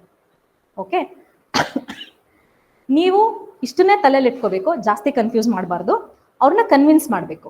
ಓಕೆ, ಆಮೇಲೆ ನಿಮ್ಮ ಎಸ್ಸೆ ಬುಕ್ಲೆಟ್ನ ಯಾರೋ ಒಬ್ರು 8ನೇ ಕ್ಲಾಸು, 9ನೇ ಕ್ಲಾಸು, 10ನೇ ಕ್ಲಾಸು ಓದೋ ಮಗು ಎತ್ಕೊಂಡು ನೋಡಿದ್ರು ಅವ್ರಿಗೆ ಅರ್ಥ ಆಗ್ಬೇಕಷ್ಟೇ. ನೀವೇನು ಹೊಸ ಟಾಪಿಕ್, ಆ ಮಗುಗೆ NEP ಗೊತ್ತಿಲ್ಲ, ಲ್ಯಾಂಡ್ ರಿಫಾರ್ಮ್ಸ್ ಗೊತ್ತಿಲ್ಲ, ಅಥವಾ ಇನ್ನೇನೋ ಒಂದು ಟಾಪಿಕ್ ಗೊತ್ತಿಲ್ಲ, ಆ ಟಾಪಿಕ್ ನಿಮ್ಮ ಬುಕ್ಲೆಟ್ನ ಆ ಮಗು ಎತ್ಕೊಂಡು ಓದಿದಾಗ ಅದಕ್ಕೆ ಅರ್ಥ ಆಗಬೇಕು. That child should learn something new. Okay, ಈ ತರ ಒಂದು ಟಾಪಿಕ್ ಇದೆ, ಇದಂದ್ರೆ ಇದಾ. ಸೊ ಲಿಟರಲಿ ಅವ್ರು ಏನ್ ಟಾಪಿಕ್ ಕೊಟ್ಟಿರ್ತಾರಲ್ಲ ನಿಮ್ಗೆ, ಆ ಟಾಪಿಕ್ ಅಂದ್ರೆ ಏನು ಅಂದ್ರೆ ನಿಮ್ಮ WH ಕ್ವಶನ್ಸ್ ಅಂತ ನಾವೇನ್ ಹೇಳ್ತೀವಿ, what, why, when, which, where, whose, how, ಅಲ್ಲಿಂದ ಶುರು ಮಾಡಿ you should take it to the advanced level. ಬರೀ WH ಕ್ವಶನ್ ಹಾಕೊಂಡ್ಬಿಟ್ಟು ಮೇಡಮ್ ನಾನು ಬರ್ದಿದ್ದೀನಿ ಒಂದು ಇಷ್ಟಿಷ್ಟ ಆಗಿದೆ ಅನ್ನೋದಲ್ಲ, ಅದೆಲ್ಲ ಮುಗೀತು, ಅದೆಲ್ಲ school level essay. But you should start from that level only, because ಅವ್ರಿಗೆ ಗೊತ್ತೋ ಗೊತ್ತಿಲ್ವೋ ನಮಗ್ ಬೇಕಾಗಿಲ್ಲ. ನಮ್ಮ ರೆಸ್ಪಾನ್ಸಿಬಿಲಿಟಿ ಏನು, ನಮಗೇನ್ ಗೊತ್ತಿದೆ ಅನ್ನೋದನ್ನ ತೋರಿಸ್ಬಿಟ್ಟು ಬರ್ಬೇಕು. ಆಮೇಲೆ ಈ ತೋರ್ಸೋ ಪ್ರಯತ್ನದಲ್ಲಿ ನಾವು ಒಂದೊಂದ್ಸಲ ಏನ್ ಮಾಡ್ತೀವಿ ಗೊತ್ತಾ, ಇವಾಗ ಡಿಫ್ರೆಂಟ್ ಡೈಮೆನ್ಷನ್ ತಗೋತೀವಿ. ಈಗ ಫಾರ್ ಎಕ್ಸಾಂಪಲ್ ಒಂದು movie, again I take movies example ನೋಡಿ. ನಿಮ್ಗೆ ಯಾವ್ದೋ ಒಂದು ಹಾಡು ತುಂಬಾ ಇಷ್ಟ ಆಗ್ಬಿಟ್ಟಿರುತ್ತೆ, ಆಯ್ತಾ? ಆ ಇಡೀ ಮೂವಿ ಹಾಡ್ನ ನೀವು ನಿಮ್ ಫ್ರೆಂಡ್ಗೆ ಹೇಳಿ ಡ್ಯಾನ್ಸ್ ಮಾಡಿ ತೋರಿಸಿ ಕೊರಿಯೋಗ್ರಾಫರ್ ಯಾರು ಅಂತ ಹೇಳ್ತಾ ಹೋದ್ರೆ your essay will be all about that song. ಒಂದ್ 2-3 ಪೇಜ್ ಆದ್ಮೇಲೆ ನೀವು ಬರೀ ಆ ಸಾಂಗ್ ಬಗ್ಗೆ ಎಸ್ಸೆ ಬರ್ದಿರ್ತೀರಾ ಅಷ್ಟೇ. ಹಂಗಾಗ್ಬಾರ್ದು. You should know where to put your boundaries. ಎಲ್ಲಿ ರೆಸ್ಟ್ರಿಕ್ಷನ್ ಹಾಕ್ಬೇಕು, ಎಲ್ಲಿ ಚೆಕ್ಸ್ ಅಂಡ್ ಬ್ರೇಕ್ಸ್ ಹಾಕ್ಬೇಕು. ಓಕೆ, ಇದು ಜಾಸ್ತಿ ಆಗ್ತದೆ, ಸಾಕು, ಇಷ್ಟು ಸಾಕು, ಇಷ್ಟು ಸಾಕು, next. See, essay is all about ABC. ಈ ABC ರೂಲ್ ಚೆನ್ನಾಗಿ ನೆನ್ಪಿಟ್ಕೊಂಬಿಡಿ. ಓಕೆ, A ಫಾರ್ ಅಕ್ಯುರಸಿ, ನಿಖರತೆ. ಅಂದ್ರೆ ಅವ್ರು ಏನ್ ಕೇಳಿದಾರೆ ಅದನ್ನೇ ಯು ಶುಡ್ ಅಡ್ರೆಸ್, ಅದು ಬಿಟ್ಟು ಬೇರೆ ಇನ್ಯಾವುದೋ ಅಡ್ರೆಸ್ ಮಾಡೋದಲ್ಲ. ಓಕೆ, ಅಕ್ಯುರೇಟ್, ನಿಖರವಾಗಿರ್ಬೇಕು. Okay, hit the point. Next B for brevity. Brevity ಅಂತಂದ್ರೆ ಮೋರ್ ನಂಬರ್ ಆಫ್ ಟಾಪಿಕ್ಸ್, ಅಂದ್ರೆ ಡಿಫ್ರೆಂಟ್ ಡೈಮೆನ್ಷನ್ಸ್. ಒಂದು ವಿಚಾರನ ನೀವು ಡಿಫ್ರೆಂಟ್ ಡೈಮೆನ್ಷನ್ಸ್ ಅಲ್ಲಿ ಕೊಡೋದು, ರಾದರ್ ದನ್ ಟೆಲ್ಲಿಂಗ್ ಓಕೆ ಬರೀ ಮೂವಿ ಸಾಂಗ್ ಬಗ್ಗೆ ಮಾತಾಡೋದು, ಅಥವಾ ಮೂವಿ ಕಾಮಿಡಿ ಬಗ್ಗೆ ಮಾತಾಡೋದು, ಮೂವಿ ಫೈಟ್ ಬಗ್ಗೆನೇ ಮಾತಾಡೋಕ್ಕಿಂತ you talk about everything. Climax, comedy, fight, song, moral stories ಏನಾದ್ರು ಇತ್ತು, ಅಥವಾ ಪೇರೆಂಟಿಂಗ್ ಬಗ್ಗೆ ಏನಾದ್ರು ಟಿಪ್ಸ್ ಇತ್ತು ಅಂದ್ರೆ you are going to give ಅದೇ ಪರ್ಟಿಕ್ಯುಲರ್ ಟಾಪಿಕ್ ಒಂದು ಪಿಕ್ಚರ್ ಅಲ್ಲೇ ಡಿಫ್ರೆಂಟ್ ಡೈಮೆನ್ಷನ್ಸ್ ಇರುತ್ತಲ್ವಾ ನಿಮ್ಗೆ, ಡಿಫ್ರೆಂಟ್ ಆಕ್ಟರ್ಸ್. ಸೊ ಪ್ರತಿಯೊಬ್ಬ ಆಕ್ಟರ್ ಬಗ್ಗೆ ಅಥವಾ ಪ್ರತಿಯೊಬ್ಬ ಒಂದು ಎಂಟಿಟಿ ಬಗ್ಗೆನೂ ಹೇಳ್ತಾ ಹೋಗೋದೇ ಬ್ರೆವಿಟಿ. ಬಟ್ ಅದ್ರ ಬಗ್ಗೆ ಒಂದೊಂದು ಪೇಜ್ ಬರೀಬಾರ್ದು. You should restrict it to 1.5 paragraphs ಅಷ್ಟೇ. We will learn it when we are taking up the classes, ಆಯ್ತಾ? ಸೊ ಸಿ ಅಂದ್ರೆ ಕ್ರಿಯೇಟಿವಿಟಿ, ನಿಮ್ಮ ಸೃಜನಶೀಲತೆ. ಸಿ ನೋಡ್ರಿ, ಎಲ್ಲರೂ ಬರೀತಾರೆ, ಓಕೆ ಕೋಟ್ಸ್ ಇಂದ ಬರೀರಪ್ಪ ಎಸ್ಸೇನ ಅಂದ್ರೆ honesty is the best policy. ಇವತ್ತಿಗೂ ನಮ್ಮ ತಂದೆಯವರು ಓದ್ತಿದ್ದಾಗ್ಲೂ ಅದೇನೆ, honesty is the best policy. ನಾ ಸ್ಕೂಲಲ್ಲಿ ಇದ್ದಾಗಲೂ ಥಾಟ್ ಫಾರ್ ದ ಡೇ ಅದೇನೆ. ಇವತ್ತು ಹಾನೆಸ್ಟಿಗೂ ಮೀರಿ ಎಷ್ಟೊಂದು ಬೆಸ್ಟ್ ಪಾಲಿಸಿ ಬಂದ್ಬಿಟ್ಟಿದೆ, ಹೌದಾ? ಆಯ್ತಪ್ಪ, ಎಜುಕೇಶನ್ ಬಗ್ಗೆ ಯಾವುದೋ ಒಂದು ಕೋಟ್ ಹೇಳಿ ಅಂತಂದ್ರೆ, education is the powerful weapon with which you can change the world. ಅಷ್ಟೇನಾ? ಎಲ್ಲಿದ್ದೀರಾ ನೀವು? ಮೆಲಿಂಡಾ ಗೇಟ್ಸ್, ಹಿಲರಿ ಕ್ಲಿಂಟನ್, ನಮ್ Sudha Murthy, Barack Obama, UN chief, ಎಷ್ಟು ಒಳ್ಳೊಳ್ಳೆ ಕೋಟ್ಸ್ ಕೊಟ್ಟಿದ್ದಾರೆ ಗೊತ್ತಾ ಎಜುಕೇಶನ್ ಬಗ್ಗೆ. ನಮ್ಮ ವೆಂಕಯ್ಯ ನಾಯ್ಡು ವೈಸ್ ಪ್ರೆಸಿಡೆಂಟ್ ಆಗಿದ್ರಲ್ಲ, ಎಷ್ಟು ಒಳ್ಳೊಳ್ಳೆ quotes come out from that ಒಬಿರಾಯನ್ ಕಾಲ. ಈಗ ನೋಡಿ, ಆಯ್ತು, I am not telling honesty is not the best policy today, best policy is something else. Honesty is also the best policy today. Maybe examiner ನೋಡಿದ ತಕ್ಷಣ okay quote honesty is the best policy ಬರೆದಿದ್ದಾರೆ, ಸುಮ್ಮನೆ tick ಮಾಡ್ಕೊ ಒಂದು ಅರ್ಧ mark ಕೊಡ್ಬೋದು. But if you are writing some contemporary quote, some contemporary ಅಂದ್ರೆ present generation ಏನಾದ್ರು ನೀವು ಎಕ್ಸಾಂಪಲ್ ಕೊಡ್ತಾ ಇದ್ದೀರಾ, ಕೋಟ್ ಮಾಡ್ತಾ ಇದ್ದೀರಾ, ಅಥವಾ APJ ಅಬ್ದುಲ್ ಕಲಾಂದ್ ಏನಾದ್ರು ಒಂದು ಸ್ಟೇಟ್ಮೆಂಟು, ಅವರೊಂದು ಥಾಟ್ ಪ್ರಾಸೆಸ್ಸು, ಈಗಿರುವಂತ ನಮ್ಮ chief justice sir very progressive person ನನ್ಗೆ ಪರ್ಸನಲಿ ಅನ್ಸುತ್ತೆ. ಇವತ್ತು ಒಂದು ಒಳ್ಳೆ ಆರ್ಟಿಕಲ್ ಕೊಟ್ಟಿದ್ದಾರೆ ಪ್ರಿಸನ್ ರಿಫಾರ್ಮ್ಸ್ ಬಗ್ಗೆ. ಓದಿದ್ದೀರಾ ಪೇಪರ್ ಇವತ್ತು? ಇಲ್ಲ ಮೇಡಮ್, ಬೆಳಗ್ಗೆಯಿಂದ ಕ್ಲಾಸಲ್ಲೇ ಇದ್ದೀನಿ. ಓಕೆ, ಇಫ್ ಟೈಮ್ ಪರ್ಮಿಟ್ಸ್ ನೋಡಿ, ಹಿಂದೂ ಪೇಪರ್ ಅಲ್ಲಿ ಫ್ರಂಟ್ ಪೇಜ್ ಅಲ್ಲೇ ತುಂಬಾ ಒಳ್ಳೆ ಆರ್ಟಿಕಲ್ ಇದೆ. ಅಂದ್ರೆ ಸಚ್ ಎ ಪ್ರೋಗ್ರೆಸಿವ್ ಥಾಟ್. ಅವ್ರ ಜೊತೆ ಇನ್ನ ಇಬ್ರು ಜಡ್ಜಸ್ ಕೂಡ ಆ ಒಪಿನಿಯನ್ ಎಕ್ಸ್ಪ್ರೆಸ್ ಮಾಡಿದ್ದಾರೆ. ಅವರು ಈಕ್ವಾಲಿಟಿ ಅಂದ್ರೆ ಏನು ಅಂತ ಹೇಳಿದ್ದಾರೆ ಇವತ್ತಿನ ಪೇಪರ್ ಅಲ್ಲಿ. ಡಿಸ್ಕ್ರಿಮಿನೇಷನ್ ಅಂದ್ರೆ ಏನು ಅಂತ ಹೇಳಿದ್ದಾರೆ. Instead of writing your own cooked up answers, you can write those things. ಅಥವಾ what is independence of judiciary ಅನ್ನೋದನ್ನ ಅವ್ರು 6 ತಿಂಗಳ ಹಿಂದೆನೆ ಹೇಳಿದ್ರು chief justice. You can write that quote. ಆ ತರ ಕ್ರಿಯೇಟಿವಿಟಿ, ದಟ್ ಇಸ್ ಕ್ರಿಯೇಟಿವಿಟಿ. ಬರೀ ಕೋಟ್ ಬರೆಯೋದು ಅಷ್ಟೇನಾ ಮೇಡಮ್ ಕ್ರಿಯೇಟಿವಿಟಿ? ಇನ್ನು ಈಗ ನಾನು ಹೇಳ್ದೆ ನಾನು ಸ್ಟೋರಿ ಲೈನ್ ಅಲ್ಲಿ ಬರ್ಕೊಳೋದೆ ಇಡೀ ಎಸ್ಸೆನ ಅಂತ. ಬಟ್ ಸೆಕೆಂಡ್ ಎಸ್ಸೆಗೆ ಸ್ಟೋರಿ ಲೈನ್ ಬರೀಲಿಲ್ಲ, ಬಿಕಾಸ್ 2 ಎಸ್ಸೆಗೆ ಸ್ಟೋರಿ ಲೈನ್ ಬರೆದ್ರೆ ಅವ್ರಿಗೆ ಬೋರ್ ಆಗಲ್ವಾ? ಇದು ಯಾವ್ದೋ ಡಮ್ಮಿ ಕ್ಯಾಂಡಿಡೇಟ್, ಎಲ್ಲದಕ್ಕೂ ಒಂದೇ ಸ್ಟೈಲ್ ಮಾಡಿದೆ ಅನ್ಕೋತಾರೆ. ಅಟ್ಲೀಸ್ಟ್ ನಂತರ ಯಾರಾದ್ರೂ ಕರೆಕ್ಷನ್ ಮಾಡೋರು ಇದ್ರೆ ಬೋರೇ ಆಗತ್ತೆ ಅಲ್ವಾ? See every day you can't eat chitranna mosaranna, you should have some varieties also, right? ದಿನದಲ್ಲಿ 3 ಹೊತ್ತು ನಿಮ್ಗೆ ವಾರದಲ್ಲಿ 7 ದಿನನೂ ಅದನ್ನೇ ತಿನ್ಸಿದ್ರೆ ನಿಮ್ಗೆ ಏನಾಗುತ್ತೆ? ಯುಲ್ ಫೀಲ್ ಲೈಕ್ ಪ್ಯೂಕಿಂಗ್ ಅಲ್ಲ. ಸೊ ಸೆಕೆಂಡ್ ಎಸ್ಸೆಗೆ 1 more ಸ್ಟೈಲ್. ಆ ರೀತಿ when you attend or when you seek some help and coaching for essay topic, that will definitely give you an edge. ನಿಮ್ಮ ಪ್ರಿಪ್ರೇಷನ್ಗಾಗಲಿ ನಿಮ್ಮ ರ್ಯಾಂಕಿಂಗ್ಗಾಗಲಿ ತುಂಬ ಸಪೋರ್ಟ್ ಮಾಡುತ್ತೆ. Okay, see I am telling you, ನನ್ನ ಪೇಪರಲ್ಲಿ ಫಸ್ಟೇ ಸ್ಕ್ರಾಚ್, ನಾನು ಅಲ್ಲಿ ಹೆಸರು, ಆ ಮಗುಗೊಂದು ಹೆಸರು ಬರೆದ್ಬಿಟ್ಟಿದ್ದೆ. ಆ ಹೆಸರನ್ನ ಒಂದು 7-8 ಕಡೆ ಬರೆದಿದ್ದೆ. I had written a name, but that is malpractice. ಅದ್ ನಂಗೆ ಯಾವಾಗ ಗೊತ್ತಾಗ್ತದೆ? 2 ಎಸ್ಸೆ ಬರೆದು ಮುಗಿಸಿ ನಂಗೆ actually 2 hours 30 minutes 2 hours 40 minutes GS ಪೇಪರೇ ಮುಗ್ದೋಗೋದು. In think essay paper only 2 questions, 5-10 minutes ಇರೋವಾಗಲೇ ಮುಗ್ದೋಯ್ತು. ಆಮೇಲೆ ಒಂದ್ ಸ್ವಲ್ಪ ನೋಡ್ತೀವಲ್ಲ, ಪಾಲಿಶಿಂಗ್ ಯಾವ್ದಾದ್ರು ಇಂಪಾರ್ಟೆಂಟ್ ಇದ್ರೆ ಅಂಡರ್ಲೈನ್ ಮಾಡೋದು ಅದೆಲ್ಲ ಮಾಡ್ತೀವಲ್ವ, ಆಬ್ವಿಯಸ್ಲಿ ನೀವು ಮಾಡ್ತೀರಾ. ತೆಗಿತೀನಿ ಫಸ್ಟ್ ಪೇಜ್, ನಾನ್ ಬರೋದ್ನ ಇದನ್ನ, ಬಿಕಾಸ್ ನಾನು ಪ್ರೆಷರ್ ಅಲ್ಲಿ ಇದ್ದೆ. I am not telling you because ನನಗಿದ್ದ ಪ್ರೆಷರ್ ಏನು, ಇವಾಗ ಕಡಿಮೆ ಕಂಟೆಂಟ್ ಕಡಿಮೆ ನಾಲೆಜ್ ಇಟ್ಕೊಂಡು ನಾನೊಂದು ಒಳ್ಳೆ ಎಸ್ಸೆ ಬರೆದ್ಬಿಟ್ಟು ಬರ್ಬೇಕು. ನಾನು ಫೆಂಟಾಸ್ಟಿಕ್ ಎಸ್ಸೆ ಬರಿಬೇಕು ಅನ್ನೋದು ನನ್ನ ಮೈಂಡಲ್ಲಿಲ್ಲ. ಒಳ್ಳೆ ಎಸ್ಸೆ ಬರಿಬೇಕು, ಒಂದು ಡೀಸೆಂಟ್ ಮಾರ್ಕ್ಸ್ ತಗೋಬೇಕು ಅನ್ನೋದಿತ್ತು. ಫಸ್ಟ್ ಲೈನಲ್ಲೇ ಅದಿದ್ದಾಗ ನಾನು ಏನ್ ಮಾಡ್ಲಿ? ಇವಾಗ ಸ್ಕ್ರಾಚ್ ಮಾಡಿದೆ, ಬಿಕಾಸ್ ನಾಳೆ ದಿನ ಮಾಲ್ ಪ್ರಾಕ್ಟೀಸ್ ಅನ್ಕೊಂಡು ಪೇಪರ್ ಇವ್ಯಾಲ್ಯೂಯೇಷನ್ ಆಗ್ಲಿಲ್ಲ ಅಂತಂದ್ರೆ ಸ್ಕ್ರಾಚ್ ಸ್ಕ್ರಾಚ್ ಸ್ಕ್ರಾಚ್ 7-8 ಕಡೆ ಸ್ಕ್ರಾಚ್. ಅಷ್ಟೆಲ್ಲ ಸ್ಕ್ರಾಚ್ ಆಗಿದ್ರು, ಅಷ್ಟು ಕಡಿಮೆ ನಾಲೆಜ್ ಇದ್ರು, I could score 170+ marks. That means my techniques were good, my approach was good, my style was good. ನಾನೇನೇನು ಕ್ರಿಯೇಟಿವಿಟಿ ಯೂಸ್ ಮಾಡಿದ್ದೆ, ಅಕ್ಯುರೇಟ್ ಆಗಿ ಏನ್ ಬರ್ದೆ, ಅವ್ರಿಗೆ ಅದು ಕನ್ವಿನ್ಸ್ ಆಗಿದೆ. ಒಬ್ರಲ್ಲ 3 different evaluators have evaluated my paper and 3 of them are convinced. That is the reason I got 150+ ಅಲ್ವಾ? So I will try to impart ಆ ಒಂದು ಟೆಕ್ನಿಕ್ಸ್ನ, ಆ ಒಂದು ಸ್ಟೈಲ್ಸ್ನ ನಿಮಗೆ ಹೇಳ್ಕೊಡಕ್ಕೆ ಮುಂದಿನ ದಿನಗಳಲ್ಲಿ, ಮುಂದಿನ ಕ್ಲಾಸಸ್ ಅಲ್ಲಿ I try to do my best there. Okay, and ಇವಾಗ ಅವ್ರು ಯಾರೋ ಕೇಳಿದ್ರು, ಮೇಡಮ್ ಹಂಗಂದ್ರೆ ಈಗ ನಂದು 100 ಒಳಗಡೆ ಬಂದಿದೆ, ನಾನೀಗ ಪ್ರಿಲಿಮ್ಸ್ಗೆ ಹೋದ್ಲಾ ಅಥವಾ ಮೇನ್ಸಿಗೆ ಹೋದ್ಲಾ ಅಂತ. ಸಿ ಐ ಟೆಲ್ ಯು, ಈಗ ಲೇಟೆಸ್ಟ್ ಟಾಪಿಕ್ಸೇ ತಗೊಳ್ಳೋಣ. ನಾನು ಒಂದಷ್ಟು ಟಾಪಿಕ್ಸ್ನ ಲಿಸ್ಟ್ ಡೌನ್ ಮಾಡಿದ್ದೆ. ಆಕ್ಚುಲಿ ಲಾಸ್ಟ್ ಎಸ್ಸೆ ಬ್ಯಾಚ್ ಇನ್ನೊಂದು ಅಕಾಡೆಮಿನಲ್ಲಿ ಮಾಡಿದಾಗ ಈ ಸಲ ಏನು ಮಾಡಿದೆ, ಸ್ಟೂಡೆಂಟ್ಸ್ ಕಡೆಯಿಂದನೇ ಟಾಪಿಕ್ಸ್ನ ಕೇಳಿದೆ. ಅಂದರೆ ಅವ್ರಿಗೊಂದು ಪೇಪರ್ ಕೊಟ್ಟೆ, ಕನ್ನಡದವ್ರು ಸಪ್ರೇಟ್ ಆಗಿ ಬರೀರಿ, ಇಂಗ್ಲೀಷ್ ಅವ್ರು ಸಪ್ರೇಟ್ ಆಗಿ ಬರೀರಿ ಅಂತ. ಬಿಕಾಸ್ ಅವ್ರ ಎಕ್ಸ್ಪೆಕ್ಟೇಷನ್ ಏನಿದೆ ತಿಳ್ಕೊಬೇಕಲ್ಲ. ಅವಾಗೆಲ್ಲ ಕ್ಲಾಸ್ ಮಾಡಿದಾಗ ನೋಟಿಫಿಕೇಶನ್ ಆಗಿರಲಿಲ್ಲ. ಸೊ ನಾನು ಬೇಸಿಕ್ ಆಗಿ ಏನು ಮಾಡಬೇಕಿತ್ತು ಅದನ್ನ, ಬಟ್ ಈಗ ನೋಟಿಫಿಕೇಶನ್ ಆಗಿಬಿಡಿದೆ, ಫಾರ್ ಶೋರ್ ಎಕ್ಸಾಮ್ ಕಂಡಕ್ಟ್ ಆಗುತ್ತೆ. ಸೊ ನಾನು ಅರ್ಥ ಮಾಡ್ಕೋಬೇಕಿತ್ತು ಸ್ಟೂಡೆಂಟ್ಸ್ಗೆ ಏನು ಎಕ್ಸ್ಪೆಕ್ಟೇಷನ್ ಇದೆ, ಏನು ಟಾಪಿಕ್ಸ್ ಅವ್ರ ಮೈಂಡಲ್ಲಿ ಇದೆ ಅಂತ. ಒಂದಿನ ಕೊಟ್ಟೆ, ಅವ್ರು ಕೊಟ್ಟರು. ಆ ಟಾಪಿಕ್ಸ್ ಆದಮೇಲೆ ನನಗೆ 3-4 ಡೇಸ್ ಕ್ಲಾಸ್ ಇರಲಿಲ್ಲ. So I went through those topics. ಅದನ್ನ ಎಲ್ಲ ಸ್ವಲ್ಪ ಫೈನ್ ಪಾಲಿಶಿಂಗ್ ಮಾಡ್ಕೊಂಡು, ನನ್ನ ಹತ್ರ ಒಂದು ಲಿಸ್ಟ್ ಆಫ್ ಟಾಪಿಕ್ಸ್ ಇರುತ್ತಲ್ಲ ಅದ್ರ ಜೊತೆ ಮರ್ಜ್ ಮಾಡ್ಕೊಂಡಾಗ ಈಗ ನಿಮ್ಗೆ ಎಕ್ಸಾಂಪಲ್ ಕೊಡ್ತೀನಿ, ಆಮೇಲೆ ನೀವು ಹೇಳಿ ನೀವು ಎಸ್ಸೆಗೆ ಏನಾದರೂ ಸಪ್ರೇಟ್ ಪ್ರಿಪ್ರೇಷನ್ ಮಾಡಬೇಕಂತ. Say for example, artificial intelligence is in news. ಹೌದಾ? ಈ ಆರ್ಟಿಫಿಷಿಯಲ್, ಓಕೆ, ಟೆಕ್ನಾಲಜಿ ಅಂತಾನೆ ತಗೊಂಡ್ರು, ಟೆಕ್ನಾಲಜಿ ಅನ್ನೋ ಟಾಪಿಕ್ ಬಗ್ಗೆ ನಿಮ್ಗೆ ಎಸ್ಸೆ ಬಂತು ಅಂದ್ರೆ artificial intelligence is in news, robotics is in news,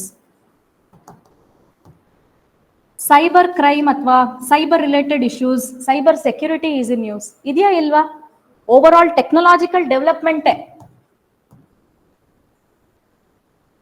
technological development itself is in news. ಇದರ ಜೊತೆಗೆ ಇಲ್ಲೇ ಆಡ್ ಆಗ್ಬಹುದಂಥದ್ದು AVGC XR, ನಮ್ಮ ಸ್ಟೇಟ್ ಗೌರ್ಮೆಂಟ್ ಮಾಡಿದ್ದು ಅಲ್ವಾ? Do remember? ಕರೆಂಟ್ ಅಫೇರ್ಸ್ ಓದಿದ್ರಿ ಅಲ್ವಾ ಪ್ರಿಲಿಮ್ಸ್ಗೆ? ಎಷ್ಟು ಜನಕ್ಕೆ ನೆನಪಿದೆ? Okay, this was in news ಅಲ್ಲ. ನಾವೇ ಮಾಡಿದ್ದು 2029 ತನಕ ಮಾಡಿದೀವಿ. ಎಷ್ಟೋ ಲ್ಯಾಕ್ಸ್ ಜಾಬ್ ಕ್ರಿಯೇಟ್ ಆಗುತ್ತೆ.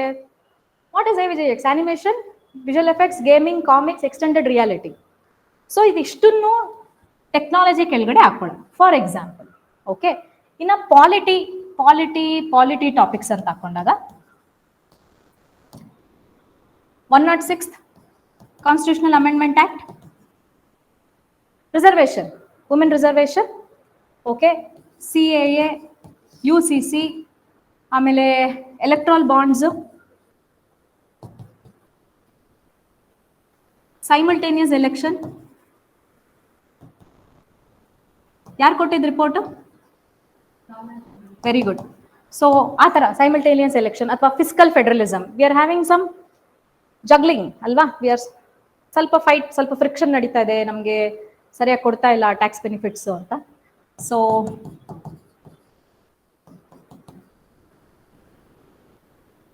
ಓಕೆ, ಮೊನ್ನೆ ಮಣಿಪುರ್ದು ಕಮ್ಯುನಲ್ ವೈಲೆನ್ಸು, ನಾಗಮಂಗಲಾಲ್ communal violence, Davanagere communal violence, political ಗಡೆ ತಾನೇ ಬರುತ್ತೆ communal violence topic.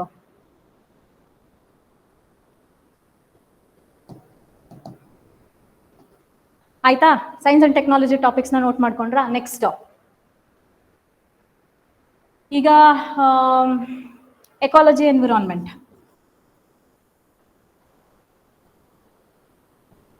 One, what is that? One sun, one earth, one grid. ನೆನಪಿದೆಯಾ? ಮರ್ತೋಗಿದೆಯಾ? August 27 ಮರ್ತ್ಬಿಟ್ರಾ? One sun, one earth, one grid. ಅಥವಾ ರಿನ್ಯೂವೇಬಲ್ ಎನರ್ಜಿನೇ ತುಂಬಾ ನ್ಯೂಸ್ ಅಲ್ಲಿ ಇದೆಯಾ? Wind, solar, electric, EV. ಹಳೆ ಟಾಪಿಕ್ಸ್ ಬಿಡ್ರಿ. ಏನು global warming, climate change, pollution, floods. I can give 100 topics there only. Floods, drought, landslide, ಅದೆಲ್ಲದನ್ನು ಡಿಸಾಸ್ಟರ್ ಅಂತ ಅನ್ಕೊಂಡ್ಬಿಡ್ಬೋದಾ? ಫ್ಲಡ್ಡು, ಡ್ರಾಟು, ಲ್ಯಾಂಡ್ ಸ್ಲೈಡ್ಸ್ನೆಲ್ಲ. ಆಮೇಲೆ ಸೊ ನೆಕ್ಸ್ಟ್ ಹಿಸ್ಟ್ರಿಯಿಂದ ಎಸ್ಸೆ ಟಾಪಿಕ್ ಬರುತ್ತಾ? History, Hoysala group of temples ಏನಾಯ್ತು? ಎಕ್ಸ್ಪೆಕ್ಟ್ ದ ಅನ್ಎಕ್ಸ್ಪೆಕ್ಟೆಡ್ ಬಂದ್ಬಿಟ್ರೆ ಈ ಸಲ. ಬಟ್ ಅದನ್ನ ಹಿಸ್ಟಾರಿಕಲ್ ಎಸ್ಸೆ ತರ ಬರೆಯಕ್ ಹೋಗ್ಬಿಡಿ. I teach you other techniques. Because history ಬಗ್ಗೆ ಎಷ್ಟು ಬರೀತೀರಾ? ಎಷ್ಟು ಗೊತ್ತು ನಿಮ್ಗೆ ಹೊಯ್ಸಳ ಗ್ರೂಪ್ ಆಫ್ ಟೆಂಪಲ್ಸ್ ಬಗ್ಗೆ? ಅಥವಾ 7 ವಂಡರ್ಸ್ ಆಫ್ ಕರ್ನಾಟಕ ಮಾಡಿದೀವಿ. ಟೂರಿಸಂ ಪರ್ಸ್ಪೆಕ್ಟಿವ್ ಇಂದ ಅದನ್ನ ಕೇಳ್ಬೋದು. ಓಕೆ, ನಿಮ್ favourite ISRO. The success of Chandrayaan is not just India's alone, but it is for the entire humanity. ಯಾರು ಕೊಟ್ಟಿದ್ದ statement? The success of Chandrayaan is not just India's alone, but it is for the entire humanity. Honourable prime minister Narendra Modi. ಯಾವತ್ತು ಕೊಟ್ಟರು statement? August 23rd. ಆಗ್ಬೋದಲ್ಲ statement? ಅಥವಾ ಆ ಸ್ಟೇಟ್ಮೆಂಟ್ನ ಕೊಟ್ಬಿಟ್ಟು in the light of the success of Chandrayaan discuss about the ISRO's space missions Gaganyaan, ಎಷ್ಟೊಂದು ಯಾನ್ ಇದೆಯಲ್ಲ, ಮಂಗಲ್ಯಾನ್, ಈಗ ವೀನಸ್ ಮೊನ್ನೆ ಪೇಪರಲ್ಲಿ ಬಂದಿತ್ತು, ಆದಿತ್ಯ, ರೈಟ್? ಓಕೆ, ಈಗ ಇಷ್ಟು ಐ ಕ್ಯಾನ್ ಅಂದ್ರೆ ಸಬ್ಜೆಕ್ಟ್ ವೈಸ್ ನಾನು ನಿಮಗೆ ಟಾಪಿಕ್ಸ್ ಹೇಳ್ತೀನಿ. ಮೇನ್ ಸಿಲೆಬಸ್ ಹೆಂಗಿದೆ ಹಂಗೆ ಟಾಪಿಕ್ಸ್ ಹೇಳ್ಕೊಂಡು ಹೋಗ್ತೀನಿ. ಓಕೆ, ಈಗ ಒಂದು ನಾಲ್ಕೈದು ಸಬ್ಜೆಕ್ಟ್ ನೋಡಿದ್ರಿ ಅಲ್ವಾ? ಹಿಸ್ಟ್ರಿ ನೋಡಿದ್ರಿ, ಪಾಲಿಟಿ ನೋಡಿದ್ರಿ, ಸೈನ್ಸ್ ಅಂಡ್ ಟೆಕ್ ನೋಡಿದ್ರಿ, ಸ್ಪೇಸ್ ಸೆಕ್ಟರ್ ನೋಡಿದ್ರಿ. ಯಾವ ಟಾಪಿಕ್ ನಿಮಗೆ ಪ್ರಿಲಿಮ್ಸ್ಗಿಲ್ಲ? Tell me one topic which is not there for your prelims. ಅಥವಾ ಇಲ್ಲಿ ನಾವು ಲಿಸ್ಟ್ ಮಾಡಿದಂತ ಒಂದು 10-15 ಟಾಪಿಕ್ ಅಲ್ಲಿ ನಿಮ್ಮ ಹತ್ರ ಗ್ಯಾರಂಟಿ ಇದೆಯಾ ಈ ಟಾಪಿಕ್ ಬಗ್ಗೆ ಪ್ರಿಲಿಮ್ಸ್ ಅಲ್ಲಿ ಕ್ವಶನ್ ಬರಲ್ಲ ಮೇಡಮ್, ನಾವು ಇದನ್ನ ಓದೋದಿಲ್ಲ, ನಾವು ಮೇನ್ಸ್ಗೆ ಓದೋದು? ಯಾವ್ದಾದ್ರು ಆ ತರ ಟಾಪಿಕ್ ನಾನು ನಿಮಗೆ ಹೇಳಿದ್ನ ಇವಾಗ? No. So that answers your question. ನೀವು ಸಪರೇಟ್ ಆಗಿ ಏನಾದ್ರೂ ಓದ್ಬೇಕಾ ಇವಾಗ? ಪ್ರಿಲಿಮ್ಸಿಗೆ ಏನು ಓದ್ತಾ ಇದ್ದೀರೋ ಅಷ್ಟೇ ನಾಲೆಜ್ ಸಾಕು. ಸಿ, ನನಗೆ ಇದು ಸ್ವಲ್ಪ ಕಷ್ಟ ಆಕ್ಚುಲಿ, ಬಿಕಾಸ್ ನಾನು ಯಾವತ್ತೂ ಪ್ರಿಲಿಮ್ಸ್ಗಂತ ಓದಿಲ್ಲ. ಪ್ರಿಲಿಮ್ಸ್ ಮೇನ್ಸ್ಗೆ ಓದೋದು. ನಾನು ಅದನ್ನ ನನ್ನ ಹಳೆ ವಿಡಿಯೋಸಲ್ಲೂ ನಿಮ್ಗೆ ಹೇಳಿದ್ದೀನಿ, ಲೈಕ್ ಏನದು ಇಂಟಿಗ್ರೇಟೆಡ್ ಅಪ್ರೋಚ್.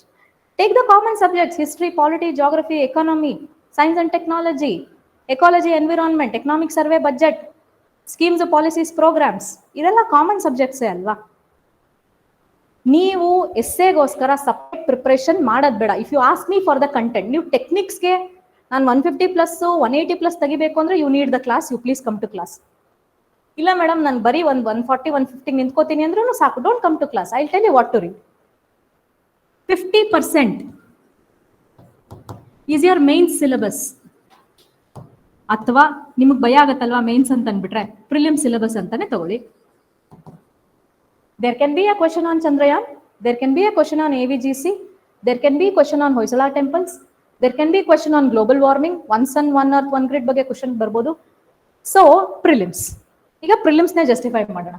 ಓಕೆ ಮೇಡಮ್, ನಾನು ಬರೀ ಪ್ರಿಲಿಮ್ಸಿಗೆ ಮಾತ್ರ ಓದ್ತೀನಿ, ಬಟ್ ಈಗ ಎಸ್ಸೆ ಹೆಂಗೆ ಹೆಲ್ಪ್ ಆಗುತ್ತೆ? ಮೊನ್ನೆ ಪೇಪರ್ ಹೆಂಗಿತ್ತು? ಓಕೆ, ನಿನ್ನೆ PSI ಪೇಪರ್ ಹೆಂಗಿತ್ತು? ಯಾರಾದ್ರೂ ಬರೆದ್ರಾ? ನಾನು ಬರೆದಿಲ್ಲ, ಪೇಪರ್ ನೋಡಿದಷ್ಟೇ. ಅಹೋಮ್ ಮೊಯ್ಡಾ ಕ್ವಶನ್ ಹೆಂಗಿತ್ತದು? 3 ಆಪ್ಷನ್ ಗೊತ್ತು, 4ನೇದೇನು? ಅದೇ ಅಂದ್ರೆ ನಾವ್ ಹೇಳ್ತಾ ಇದೀವಿ ಗೊತ್ತಾ, ಈಗ ನೆಕ್ಸ್ಟ್ ಬರೋ KPSC ಪೇಪರ್ ಸ್ಟ್ಯಾಂಡರ್ಡ್ ಪೇಪರ್ ಬರುತ್ತೆ ಅಂತ. This is one of the standard paper. ನಿನ್ನೆ ಆಗಿದ್ದಂತ ಎಕ್ಸಾಮ್ ಏನ್ ಸ್ಟ್ಯಾಂಡರ್ಡ್ಸ್ ಇತ್ತೋ ಅದೇ one of the standards paper. ಈಗ ಆ ಪೇಪರ್ ಅಲ್ಲಿ I am just giving you one example, Ahom ಮೊಯ್ಡಾದ ಎಕ್ಸಾಂಪಲ್ ಕೊಡ್ತಾ ಇದ್ದೀನಿ. ಈಗ ನಿಮ್ಮೆಲ್ರಿಗೂ ಗೊತ್ತು, ಅದು ಆಡ್ ಆಯ್ತು ಯುನೆಸ್ಕೋ ವರ್ಲ್ಡ್ ಹೆರಿಟೇಜ್ ಸೈಟ್ಗೆ, ಅದು ಅಸ್ಸಾಂ ಡೈನಾಸ್ಟಿನಲ್ಲಿದೆ, ಏನಕ್ಕೋಸ್ಕರ ಯೂಸ್ ಮಾಡ್ತಿದೆ ಎಲ್ಲ ಗೊತ್ತು. ಹೆಂಗ್ ಕಟ್ತಾರೆ ಅನ್ನೋದು ನಾವು ಓದಿದ್ವಾ? ಬಟ್ ಅವ್ರು ಅದ್ರ ಬಗ್ಗೆನೇ ಕ್ವಶನ್ ಕೇಳಿದ್ದಾರೆ. So what is it? ನೀವು ಕಾಂಪ್ರಹೆನ್ಸಿವ್ ಆಗಿ ಓದ್ಕೋಬೇಕು. ನೋಡಿ, ಸ್ಟ್ಯಾಂಡರ್ಡ್ ಪೇಪರ್ ಅಂದ್ರೆ ಡೆಫಿನೆಟ್ಲಿ ಚೆನ್ನಾಗಿ ಓದಿರೋರಿಗೆ ಅಥವಾ ಒಬ್ಬ ಒಳ್ಳೆ ಆಸ್ಪಿರೆಂಟು, ಕಾನ್ಸೆಪ್ಟ್ಸ್ ಕ್ಲಾರಿಟಿ ಇದೆ, ಫ್ಯಾಕ್ಟ್ಸ್ ನ ಚೆನ್ನಾಗಿ ತಲೆಯಲ್ಲಿ ಇಟ್ಕೊಂಡಿದ್ದಾರೆ ಅಂದ್ರೆ ಅವ್ರು ಡೆಫಿನೆಟ್ಲಿ ಕ್ಲಿಯರ್ ಮಾಡ್ತಾರೆ ಸ್ಟ್ಯಾಂಡರ್ಡ್ ಪೇಪರ್ನ. ಬಟ್ ಅವ್ರ ಉದ್ದೇಶ ಏನು? ಇದೆಲ್ಲ ಟ್ರೆಂಡ್ ಮುಗ್ದೋಯ್ತು, 10 ವರ್ಷದ ಹಿಂದಿನ ಕತೆ. ಪೇಪರ್ ಕ್ಲಿಯರ್ ಮಾಡೋದು ಈಸಿ ಅನ್ನೋದು 10 ವರ್ಷದ ಹಿಂದಿನ ಕತೆ. ಈಗ ಅವ್ರೇನ್ ಮಾಡ್ತಾರೆ, ರಿಸ್ಕ್ ತಗೊಳಲ್ಲ, ತಿರ್ಗಾ ಏನೇನೋ ಅಲ್ಲಿಂದ ಇಲ್ಲಿಂದ ಏನೇನೋ ಜಗಲ್ ಮಾಡ್ಕೊಂಡು ಅದನ್ನ ಗುಫಪ್ ಮಾಡಲ್ಲ ಪೇಪರ್ನ. ಸ್ಟ್ಯಾಂಡರ್ಡ್ ಪೇಪರೇ ಬರುತ್ತೆ. ಬಟ್ ಕಷ್ಟ ಎಲ್ಲಿ ಮಾಡ್ತಾರೆ ಅಂದ್ರೆ ಈ ತರ ಆಪ್ಷನ್ಸ್ ಅಲ್ಲಿ ಕಷ್ಟ ಮಾಡ್ತಾರೆ ನಿಮ್ಗೆ. ಈಗ if you are not sure, ನಿಮ್ 4 ಗೊತ್ತಿದ್ರೆ ಮಾತ್ರ ಅದನ್ನ ಆನ್ಸರ್ ಮಾಡಕ್ಕಾಗತ್ತೆ ಕರೆಕ್ಟ್ ಆಗಿ. ಗೊತ್ತಿಲ್ಲ ಅಂತಂದ್ರೆ ಯು ಆರ್ ಔಟ್, ಅದು ರಾಂಗ್ ಆಗತ್ತೆ. ಅದೇ ತಾನೇ comprehensive knowledge. Suppose if there is a question on Chandrayaan, ನಿಮಗೆ ಗೊತ್ತಾ ಯಾವ ಕ್ವಶನ್ ನ ಕೇಳ್ತಾರೆ? ಓಕೆ, ನೀವೇನ್ ಹೇಳ್ತೀರಾ? Shivashakti. Okay, Chandrayaan 3 Shivashakti, Chandrayaan 1 Tiranga. Wrong madam. Jawahar point. Okay, ಅದನ್ನು ಹೇಳ್ತೀರಾ. ಚಂದ್ರಯಾನ್ 1 ಜವಾಹರ್ ಪಾಯಿಂಟ್, ಚಂದ್ರಯಾನ್ 2 ತಿರಂಗ, ಚಂದ್ರಯಾನ್ 3 ಬಂದ್ಬಿಟ್ಟು ಶಿವಶಕ್ತಿ. ಆ ನೇಮ್ ಕೊಟ್ಟಿದ್ಯಾರು? ಚಂದ್ರಯಾನ್ 1 ಕೇಳ್ತಾ ಇದೀನಿ. ಚಂದ್ರಯಾನ್ ಎಸ್ ಚಂದ್ರಯಾನ್, ಅವ್ರು 1 ಆದ್ರೂ ಕೇಳಿ 2 ಆದ್ರೂ ಕೇಳಿ. ಇವಾಗ ಮೊನ್ನೆ ಪ್ರಿಲಿಮ್ಸ್ ಪೇಪರ್ ಅಲ್ಲಿ COP 27 ಬಗ್ಗೆ ಇತ್ತು, 28 ಕೇಳಿದ್ರೆ ನಾವು 28 ಬರುತ್ತೆ ಅಂತ ಅನ್ಕೊಂಡ್ವಿ. That was the latest. But they ask COP 27. ಅದು ತಪ್ಪ ಹಂಗಂದ್ರೆ ಅವ್ರು ಕೇಳಿದ್ರು? ನೋ, ಅವ್ರ ಇಷ್ಟ. ಆ ರಿಸ್ಟ್ರಿಕ್ಷನ್ಸ್ ಇದೆಯಾ? ಇಲ್ಲಿಂದಾನೇ ಬರ್ಬೇಕು, ಇಷ್ಟು ವರ್ಷದೇ ನೀವು ಕೇಳಬೇಕು. ಉದ್ದೇಶ ಏನು? ನೀವು COP 28 ತನಕ ಓದಿರ್ಬೇಕು. COP 20 ಅಂದ್ರೆ COP 1 ಇಂದ COP 28 ತನಕ ನೀವು ಓದಿರ್ಬೇಕು ಅನ್ನೋದೇ ಉದ್ದೇಶ. ಫಸ್ಟ್ ನೇಮ್ ಕೊಟ್ಟಿದ್ದು APJ Abdul Kalam 2008. Second third name ಕೊಟ್ಟಿದ್ದು ನರೇಂದ್ರ ಮೋದಿ ಅವರು. ಓಕೆ, ಸೊ ಇದಕ್ಕೆ ಅರ್ಥ ಏನು ಅಂದ್ರೆ, ನೀವು ಇವಾಗ ಪ್ರಿಲಿಮ್ಸ್ ಮುಂಚೆ ಓದ್ತಿದ್ರಲ್ಲ MCQ 50-50 elimination, intelligent guess cannot be intelligent ಅಷ್ಟೇ ನಾನು ಹೇಳ್ತೀನಿ. There is no intelligent guess is a guess ಅಷ್ಟೇ. ಅದಿವಾಗ ವರ್ಕ್ ಆಗಲ್ಲ. ನಿಮಗೆ ಕ್ಲಾರಿಟಿ ಇತ್ತಾ, ಆ ಟಾಪಿಕ್ ಬಗ್ಗೆ ಎಷ್ಟು ಸಾಧ್ಯನೋ ಅಷ್ಟು ಕಾನ್ಸೆಪ್ಟ್ಸ್ ನಿಮ್ ತಲೆಯಲ್ಲಿದ್ರೆ ಮಾತ್ರ ಯು ಕ್ಯಾನ್ ಆನ್ಸರ್. ಅಷ್ಟೇ ಎಸ್ಸೆಗೂ ಬೇಕಾಗಿರೋದು. C, you give me any topic for that matter, I will link that topic with your syllabus which you are studying for prelims or you are going to study for mains ಅಷ್ಟೇ. ಹೌದಪ್ಪ, ಈಗ social and political perspective ನೀವು ಬರೀ ಮೇನ್ಸ್ಗೆ ಓದ್ತೀರಾ exclusive ಆಗಿ. ಹಾಗಾದ್ರೆ women issue ಏನು prelims ಅಲ್ಲಿ ಕೇಳಂಗೆ ಇಲ್ವಾ? 106th amendment is a women issue. Poverty is again, it comes under social and political perspective as well. Governance comes in public administration. ಹಂಗಂತ prelims ಅಲ್ಲಿ ಗವರ್ನೆನ್ಸ್ ಬಗ್ಗೆ ಕ್ವಶನ್ ಬರಬಾರ್ದು ಅಂತ ಏನಾದ್ರು ರೂಲ್ಸ್ ಇದೆಯಾ? No. The point here is, ನೀವು ನಂಗೆ ಬರೀ ಕಂಟೆಂಟ್ ಬೇಕು ಎಸ್ಸೆ ಬರೆಯೋದಕ್ಕೆ ಅಂದ್ರೆ ನಾನೊಂದು 130-140 ಮಾರ್ಕ್ಸ್ ನಿಂತ್ಕೋಬೇಕು ಅನ್ನೋದಿದ್ರೆ ನೀವು ಏನು ಓದ್ತಾ ಇದ್ದೀರೋ ಅದೇ ಕಂಟೆಂಟ್. ನೀವು ಅಲ್ಲಿ ನಾಲೆಜ್ ನ ಸ್ಟ್ರಾಂಗ್ ಮಾಡ್ಕೊಂಡ್ರೆ ಅವ್ರು ಏನ್ ಕ್ವಶನ್ ಕೊಟ್ಟಿದ್ರು ಅದ್ರ ಬೇಸಿಸ್ ಮೇಲೆ you can manipulate your answers and you can write ಅಷ್ಟೇ. So it is not something which you are going to do for mains. ಯಾರೋ ಕೇಳಿದ್ರಲ್ಲ ನನ್ನ ಕ್ವಶನ್, ಅದಕ್ಕೋಸ್ಕರ ಇದನ್ನ ಆನ್ಸರ್ ಮಾಡ್ತಾ ಇದ್ದೀನಿ. Okay, so it is nothing, ಏನು ಎಕ್ಸ್ಟ್ರಾ ಎಫರ್ಟ್ ನೀವು ಹಾಕ್ತಿಲ್ಲ ಅಂತ ನಾನು ಹೇಳ್ತಾ ಇದ್ದೀನಿ ಅಷ್ಟೇ. We will list out some 15-20 topics. Prelims ಓದೋದ್ರಲ್ಲೇ ಆ ಟಾಪಿಕ್ ನಾವು ಏನ್ ಎಕ್ಸ್ಕ್ಲೂಸಿವ್ ಆಗಿ ಎಸ್ಸೆ ಕಡೆ ಬರ್ಕೋಬೇಕು ಅಂತ we will discuss in our classes so that your 250 marks is sorted out. This is how the classes will be. Till some point it will be ಅಂದ್ರೆ ತುಂಬಾ spoon feeding ತರನೇ ಇರುತ್ತೆ, because I am going to teach you everything. But after that ನಿಮ್ ಕಡೆನೂ ನೀವು efforts ಹಾಕಿ essay ಬರ್ಕೊಂಡ್ ಬಂದು ತೋರಿಸ್ಬೇಕಾಗತ್ತೆ. Only then I will understand whether I have been able to convince you, I have been able to teach you out properly. ನಿಮ್ಗೆ ಏನು ಅರ್ಥ ಆಗಿದೆ ಅನ್ನೋದು ನನಗೆ ಅಲ್ಲಿ ಅರ್ಥ ಆಗುತ್ತೆ. Okay, so rest all details we will take up in the regular classes. So now it is open for question and answers, I mean QA. If you want to ask something, ಏನಾದರೂ ಕೇಳೋದಿತ್ತು ಅಂದ್ರೆ ಕೇಳು. ಯಾವಾಗಿರುತ್ತೆ class ಅಂತೆಲ್ಲ I think sir will schedule and he'll let you know. Okay, ಅದೇ madam ನಾನು ಪ್ರಿಲಿಮ್ಸ್ಗಂತ ಏನೂ ಮಾಡಲಿಲ್ಲ.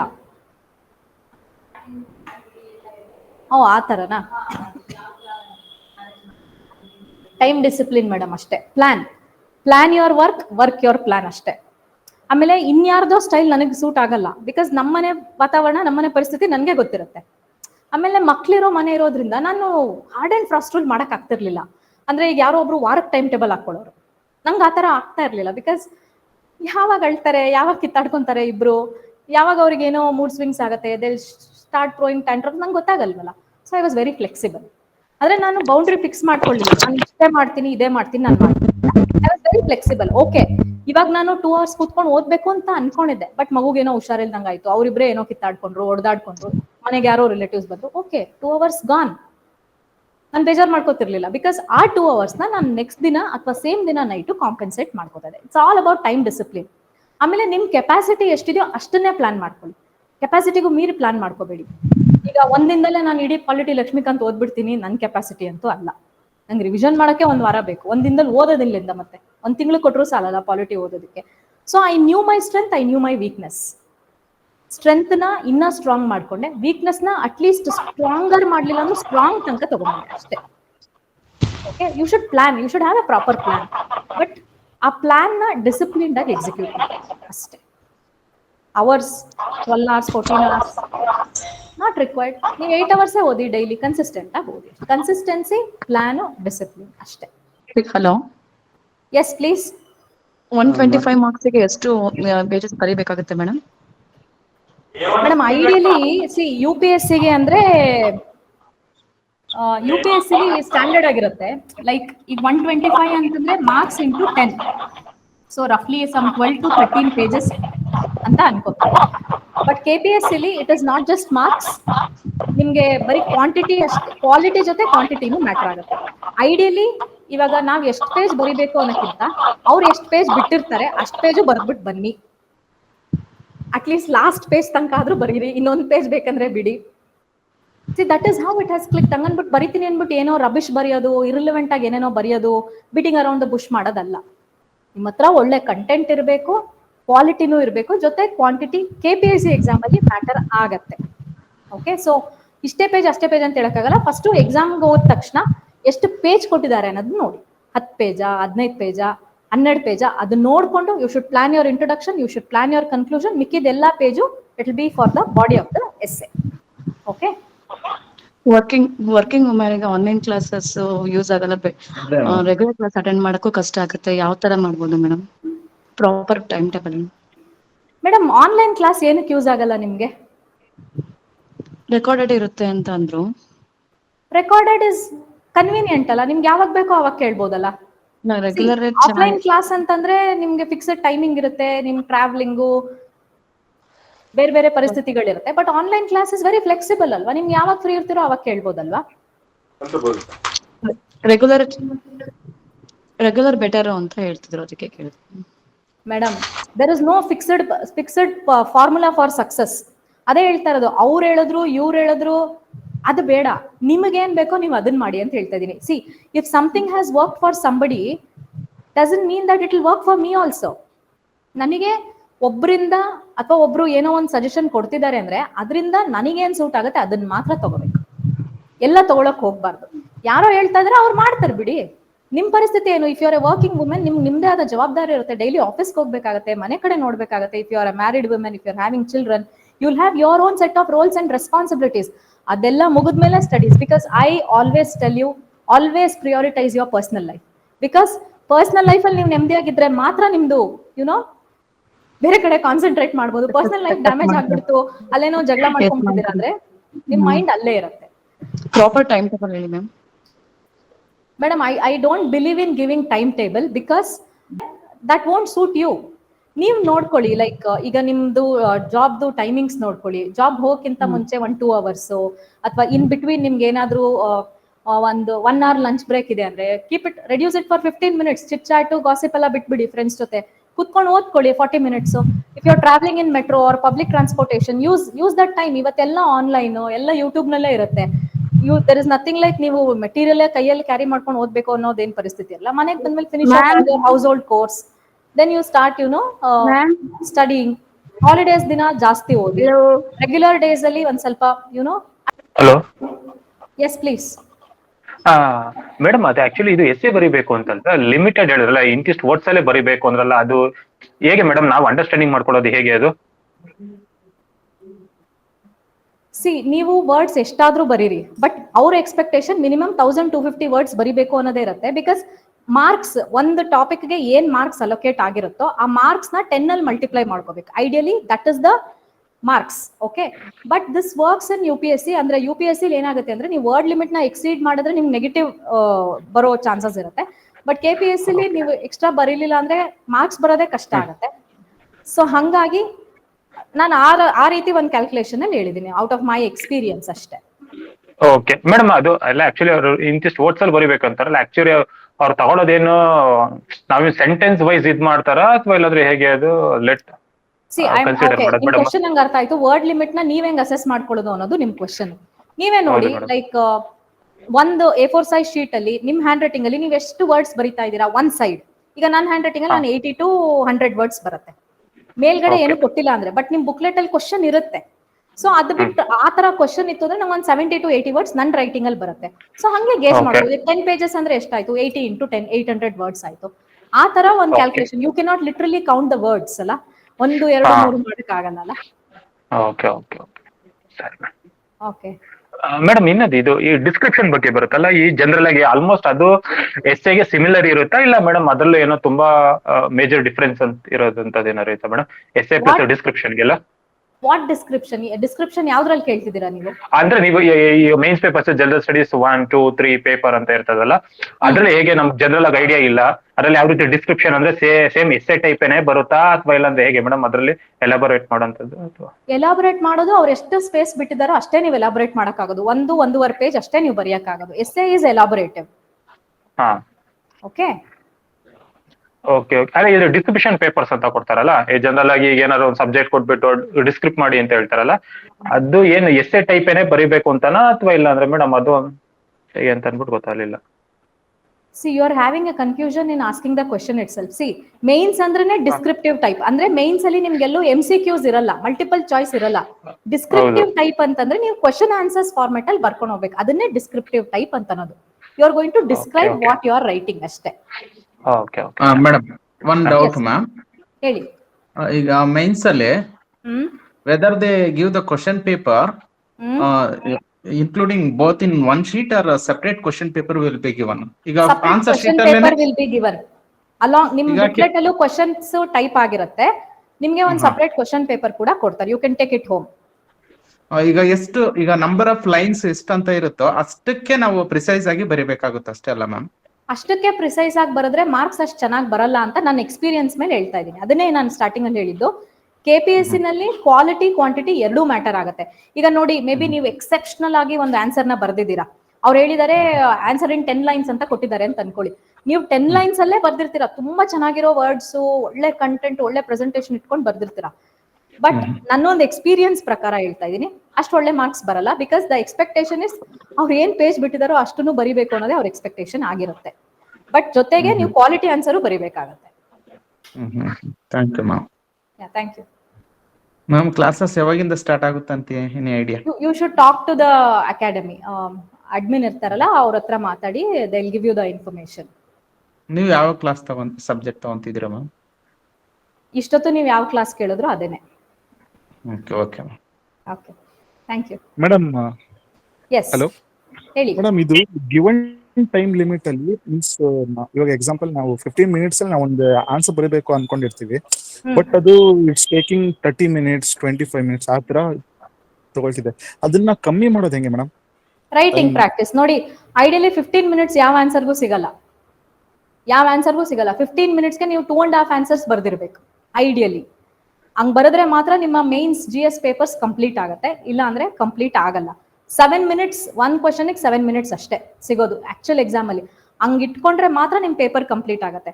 Suppose ನಿಮ್ದು time exceed ಆಗ್ತಾ ಇದೆ ಅಂದ್ರೆ don't worry, no problem. Daily ಒಂದೊಂದು 5 ಕ್ವಶನ್ ನ ಬರೆಯಕ್ ಶುರು ಮಾಡಿ. ಫಸ್ಟ್ ದಿನ ನೀವು 30 ಮಿನಿಟ್ಸ್ ತಗೋಬಹುದು, but every day if you are practising consistently ಒಂದು 10-15 ಡೇಸ್ ಅಲ್ಲಿ ಟೈಮರ್ ಇಟ್ಕೊಳ್ಳಿ, ನೋಡಿ ಡೆಫಿನೆಟ್ಲಿ ನಿಮ್ದು ಅದು ಟೈಮ್ ಏನ್ ತಗೊಂತಾ ಇದ್ದೀರಾ ರೆಡ್ಯೂಸ್ ಆಗ್ತಾನೆ ಬರುತ್ತೆ. ಯು ಶುಡ್ ಪ್ರಾಕ್ಟೀಸ್ ಅಷ್ಟೇ. ಈ ವಿಚಾರಕ್ಕೆ ಪ್ರಾಕ್ಟೀಸ್ ಮಾಡೋದ್ ಬಿಟ್ಟು ಬೇರೆ ಯಾವ ಶಾರ್ಟ್ ಕಟ್ಟು ಇಲ್ಲ. ನಿಮ್ಮ ಹತ್ರ ಕಂಟೆಂಟ್ ಇರ್ಬೇಕು. ಫಸ್ಟ್ ಆಫ್ ಆಲ್ ತಲೆಯಲ್ಲಿ ಕಂಟೆಂಟ್ ಇರಬೇಕು. ಕಂಟೆಂಟ್ ಇಲ್ಲ ಅಂದ್ರೂ ನೀವೇನು ಬರೆಯಕ್ಕಾಗಲ್ಲ, you will be simply blank. Practice ಮಾಡ್ಬೇಕಷ್ಟೇ. Every day you should practise. Take a good pen, ಒಳ್ಳೆ ಜೆಲ್ ಪೆನ್ ತಗೊಂಡು ಪ್ರಾಕ್ಟೀಸ್ ಮಾಡ್ಬೇಕಷ್ಟೇ. Thank you. Thank you. Thank you ma'am. Thank you ma'am. Usually 1 ವರ್ಷದ್ದೇ. ಬಿಕಾಸ್ ನೋಡಿ, ಲಾಸ್ಟ್ ಟೈಮ್ ಕೇಳಿದ 2 question ಆ ವರ್ಷದಲ್ಲೇ news ಅಲ್ಲಿ ಇತ್ತು. NEP ಏನಕ್ಕೆ ಕೇಳಿದ್ರು? Because Karnataka state was the first to implement, ಹಂಗಾಗಿ ಅದನ್ನ ಕೇಳಿದ್ರು. ಲ್ಯಾಂಡ್ ರಿಫಾರ್ಮ್ ಅಮೆಂಡ್ಮೆಂಟ್ ಏನಕ್ಕೆ? ನಾವು ಅದನ್ನ ಅಮೆಂಡ್ ಮಾಡಿದ್ವಿ, ನಮ್ಮ ಸ್ಟೇಟ್ ಗವರ್ಮೆಂಟ್ ಅಮೆಂಡ್ ಮಾಡಿದ್ವಿ ಅಷ್ಟೇ. 1 ವರ್ಷದ ಒಳಗಡೆನೆ, ತೀರಾ ಹಳೇದು ಹೋಗಲ್ಲ. Okay Ma'am, I have a question. Yes madam. Any reference material for essay writing, like for example, content or fodder points and all? See madam, first content ಅಥವಾ first reference material should be your standard books. ನೀವೇನ್ polity, history, geography, economy, ecology, science and technology ನೀವೇನ್ standard books ಓದ್ತಾ ಇದ್ರೋ that is your first source. ಅದಾದ್ಮೇಲೆ economic survey, budget. ಅದಾದ್ಮೇಲೆ I refer down to earth magazine ಓದೋ ಅಭ್ಯಾಸ ಇದ್ರೆ ಅದು. ಯೋಜನಾ, ಕುರುಕ್ಷೇತ್ರ ಎರಡೂ ಬೇಡ, ಯೋಜನಾ ಇಸ್ ಸಫಿಷಿಯಂಟ್. ಅದರ ಜೊತೆಗೆ ನಿಮ್ಗೆ NCRB ಡೇಟಾ, ರ್ಯಾಂಕಿಂಗ್ಸ್ ಎಲ್ಲ ಬರ್ತಾವಲ್ಲ, so reports, indices, ranks, that should be your source. Ideally ಇಷ್ಟು ಸಾಕು. Okay, ma'am. Thank you. Madam, ಈಗ ಪ್ರಿಲಿಮ್ಸ್ಗೆ 1 year ಕರೆಂಟ್ ಅಫೇರ್ಸ್ ಓದ್ಬೇಕಾ, 1.5 years ಕರೆಂಟ್ ಅಫೇರ್ಸ್ ಓದ್ಬೇಕಾ ಅನ್ನೋದು ಅದು 1 ಎಷ್ಟು year ಓದ್ಬೇಕು? ಸಾಕು. ಈಗಿನ ಅಂದ್ರೆ ಯಾವಾಗ್ಲೂ it is 1 year only. They will not go ಹಿಂದಿನ ವರ್ಷಕ್ಕೆಲ್ಲ ಏನು ಹೋಗಲ್ಲ ಅಲ್ವಾ? ಅಲ್ಲ, ಆಕ್ಚುಲಿ ಯಾಕಂದ್ರೆ ಈಗ ಆಲ್ರೆಡಿ ಎಕ್ಸಾಮ್ ಕಂಡಕ್ಟ್ ಮಾಡಿರೋದ್ರಿಂದ ಅವರು 1 year ಮಾಡಿರ್ತಾರೆ. ಅದಕ್ಕೆ ಏನಾದ್ರು ಪ್ರೀವಿಯಸ್ Jan 2024 ಇಂದ ಓದ್ಕೊಳ್ಳಿ. 12 months ಆಗುತ್ತೆ. ಡಿಸೆಂಬರ್ಗೆ ಎಕ್ಸಾಮ್ ಬರೀತೀರಾ ಅಂದ್ರೆ 12 months ಆಗತ್ತೆ ಅಲ್ಲ, 1 year ಕರೆಂಟ್ ಅಫೇರ್ಸ್ ಆಯ್ತಲ್ಲ. 2023 ಬಿಟ್ಬಿಡಿ, ಅಂದ್ರೆ ರಿಲ್ಯಾಕ್ಸ್ ಮಾಡ್ಕೊಳ್ಳಿ. ಬಂದ್ರು ಒಂದು 5-6 ಕ್ವಶನ್ ಬರ್ಬೋದು, ಇಟ್ಸ್ ಓಕೆ. ಇಲ್ಲಿ ಇನ್ನ ಮಿಕ್ಕಿದ ಕ್ವಶನ್ಸ್ ಇರುತ್ತಲ್ಲ. Okay okay ma'am, book list ಹೇಳಿ ಮೇಡಮ್. ಮೇಡಮ್, ನನ್ನ ಬುಕ್ ಲಿಸ್ಟ್ ನಿಮ್ಗೆ ಆನ್ಲೈನ್ ಸಿಗುತ್ತೆ. You can find it on X, Twitter ಅಲ್ಲಿ ಇದೆ. You can find it there. Okay ma'am. Yeah, thank you. Thank you.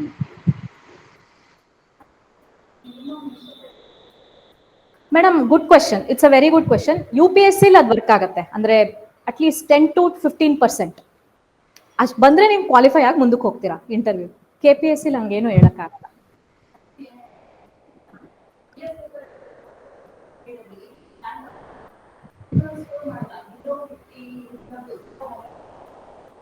You won't qualify for the interview ಅಷ್ಟೇ. Nothing, essay paper should not be less than 150. Take it. ನೀವು 130, 140 ಬೀಳ್ತಾ ಇದೆ ಅಂದ್ರೆ ನೀವು ಬೇರೆ ಯಾವ್ದಾದ್ರು 2 ಪೇಪರಲ್ಲಿ ಎಕ್ಸೆಪ್ಷನಲಿ ತೆಗ್ದಿರ್ಬೇಕು. 180, 200 ಆ ತರ ತೆಗ್ದಿದ್ರೆ ನಿಮ್ಗೆ ಯಾವ್ದಾದ್ರು ಒಂದು ಪೋಸ್ಟ್ ಆಗುತ್ತೆ. ನಿಮ್ ಡ್ರೀಮ್ ಪೋಸ್ಟ್ ಸಿಗುತ್ತೋ ಇಲ್ವೋ ನಂಗೆ ಗೊತ್ತಿಲ್ಲ. It should not be less than 140, 150. And minimum marks ಅಂತ ಏನಿಲ್ಲ madam, it depends. Like first highest marks ಎಷ್ಟಿದೆ, ಸ್ಕೇಲಿಂಗ್ ಏನಿದೆ, ಆಮೇಲೆ ಕಟ್ ಆಫ್ ಎಲ್ಲಿಗೆ ನಿಂತಿದೆ. So every year it is changing ಅಲ್ವಾ, ಇಷ್ಟೇ ಅಂತ ಏನಿರಲ್ಲ. At least it won't work for KPSC exam.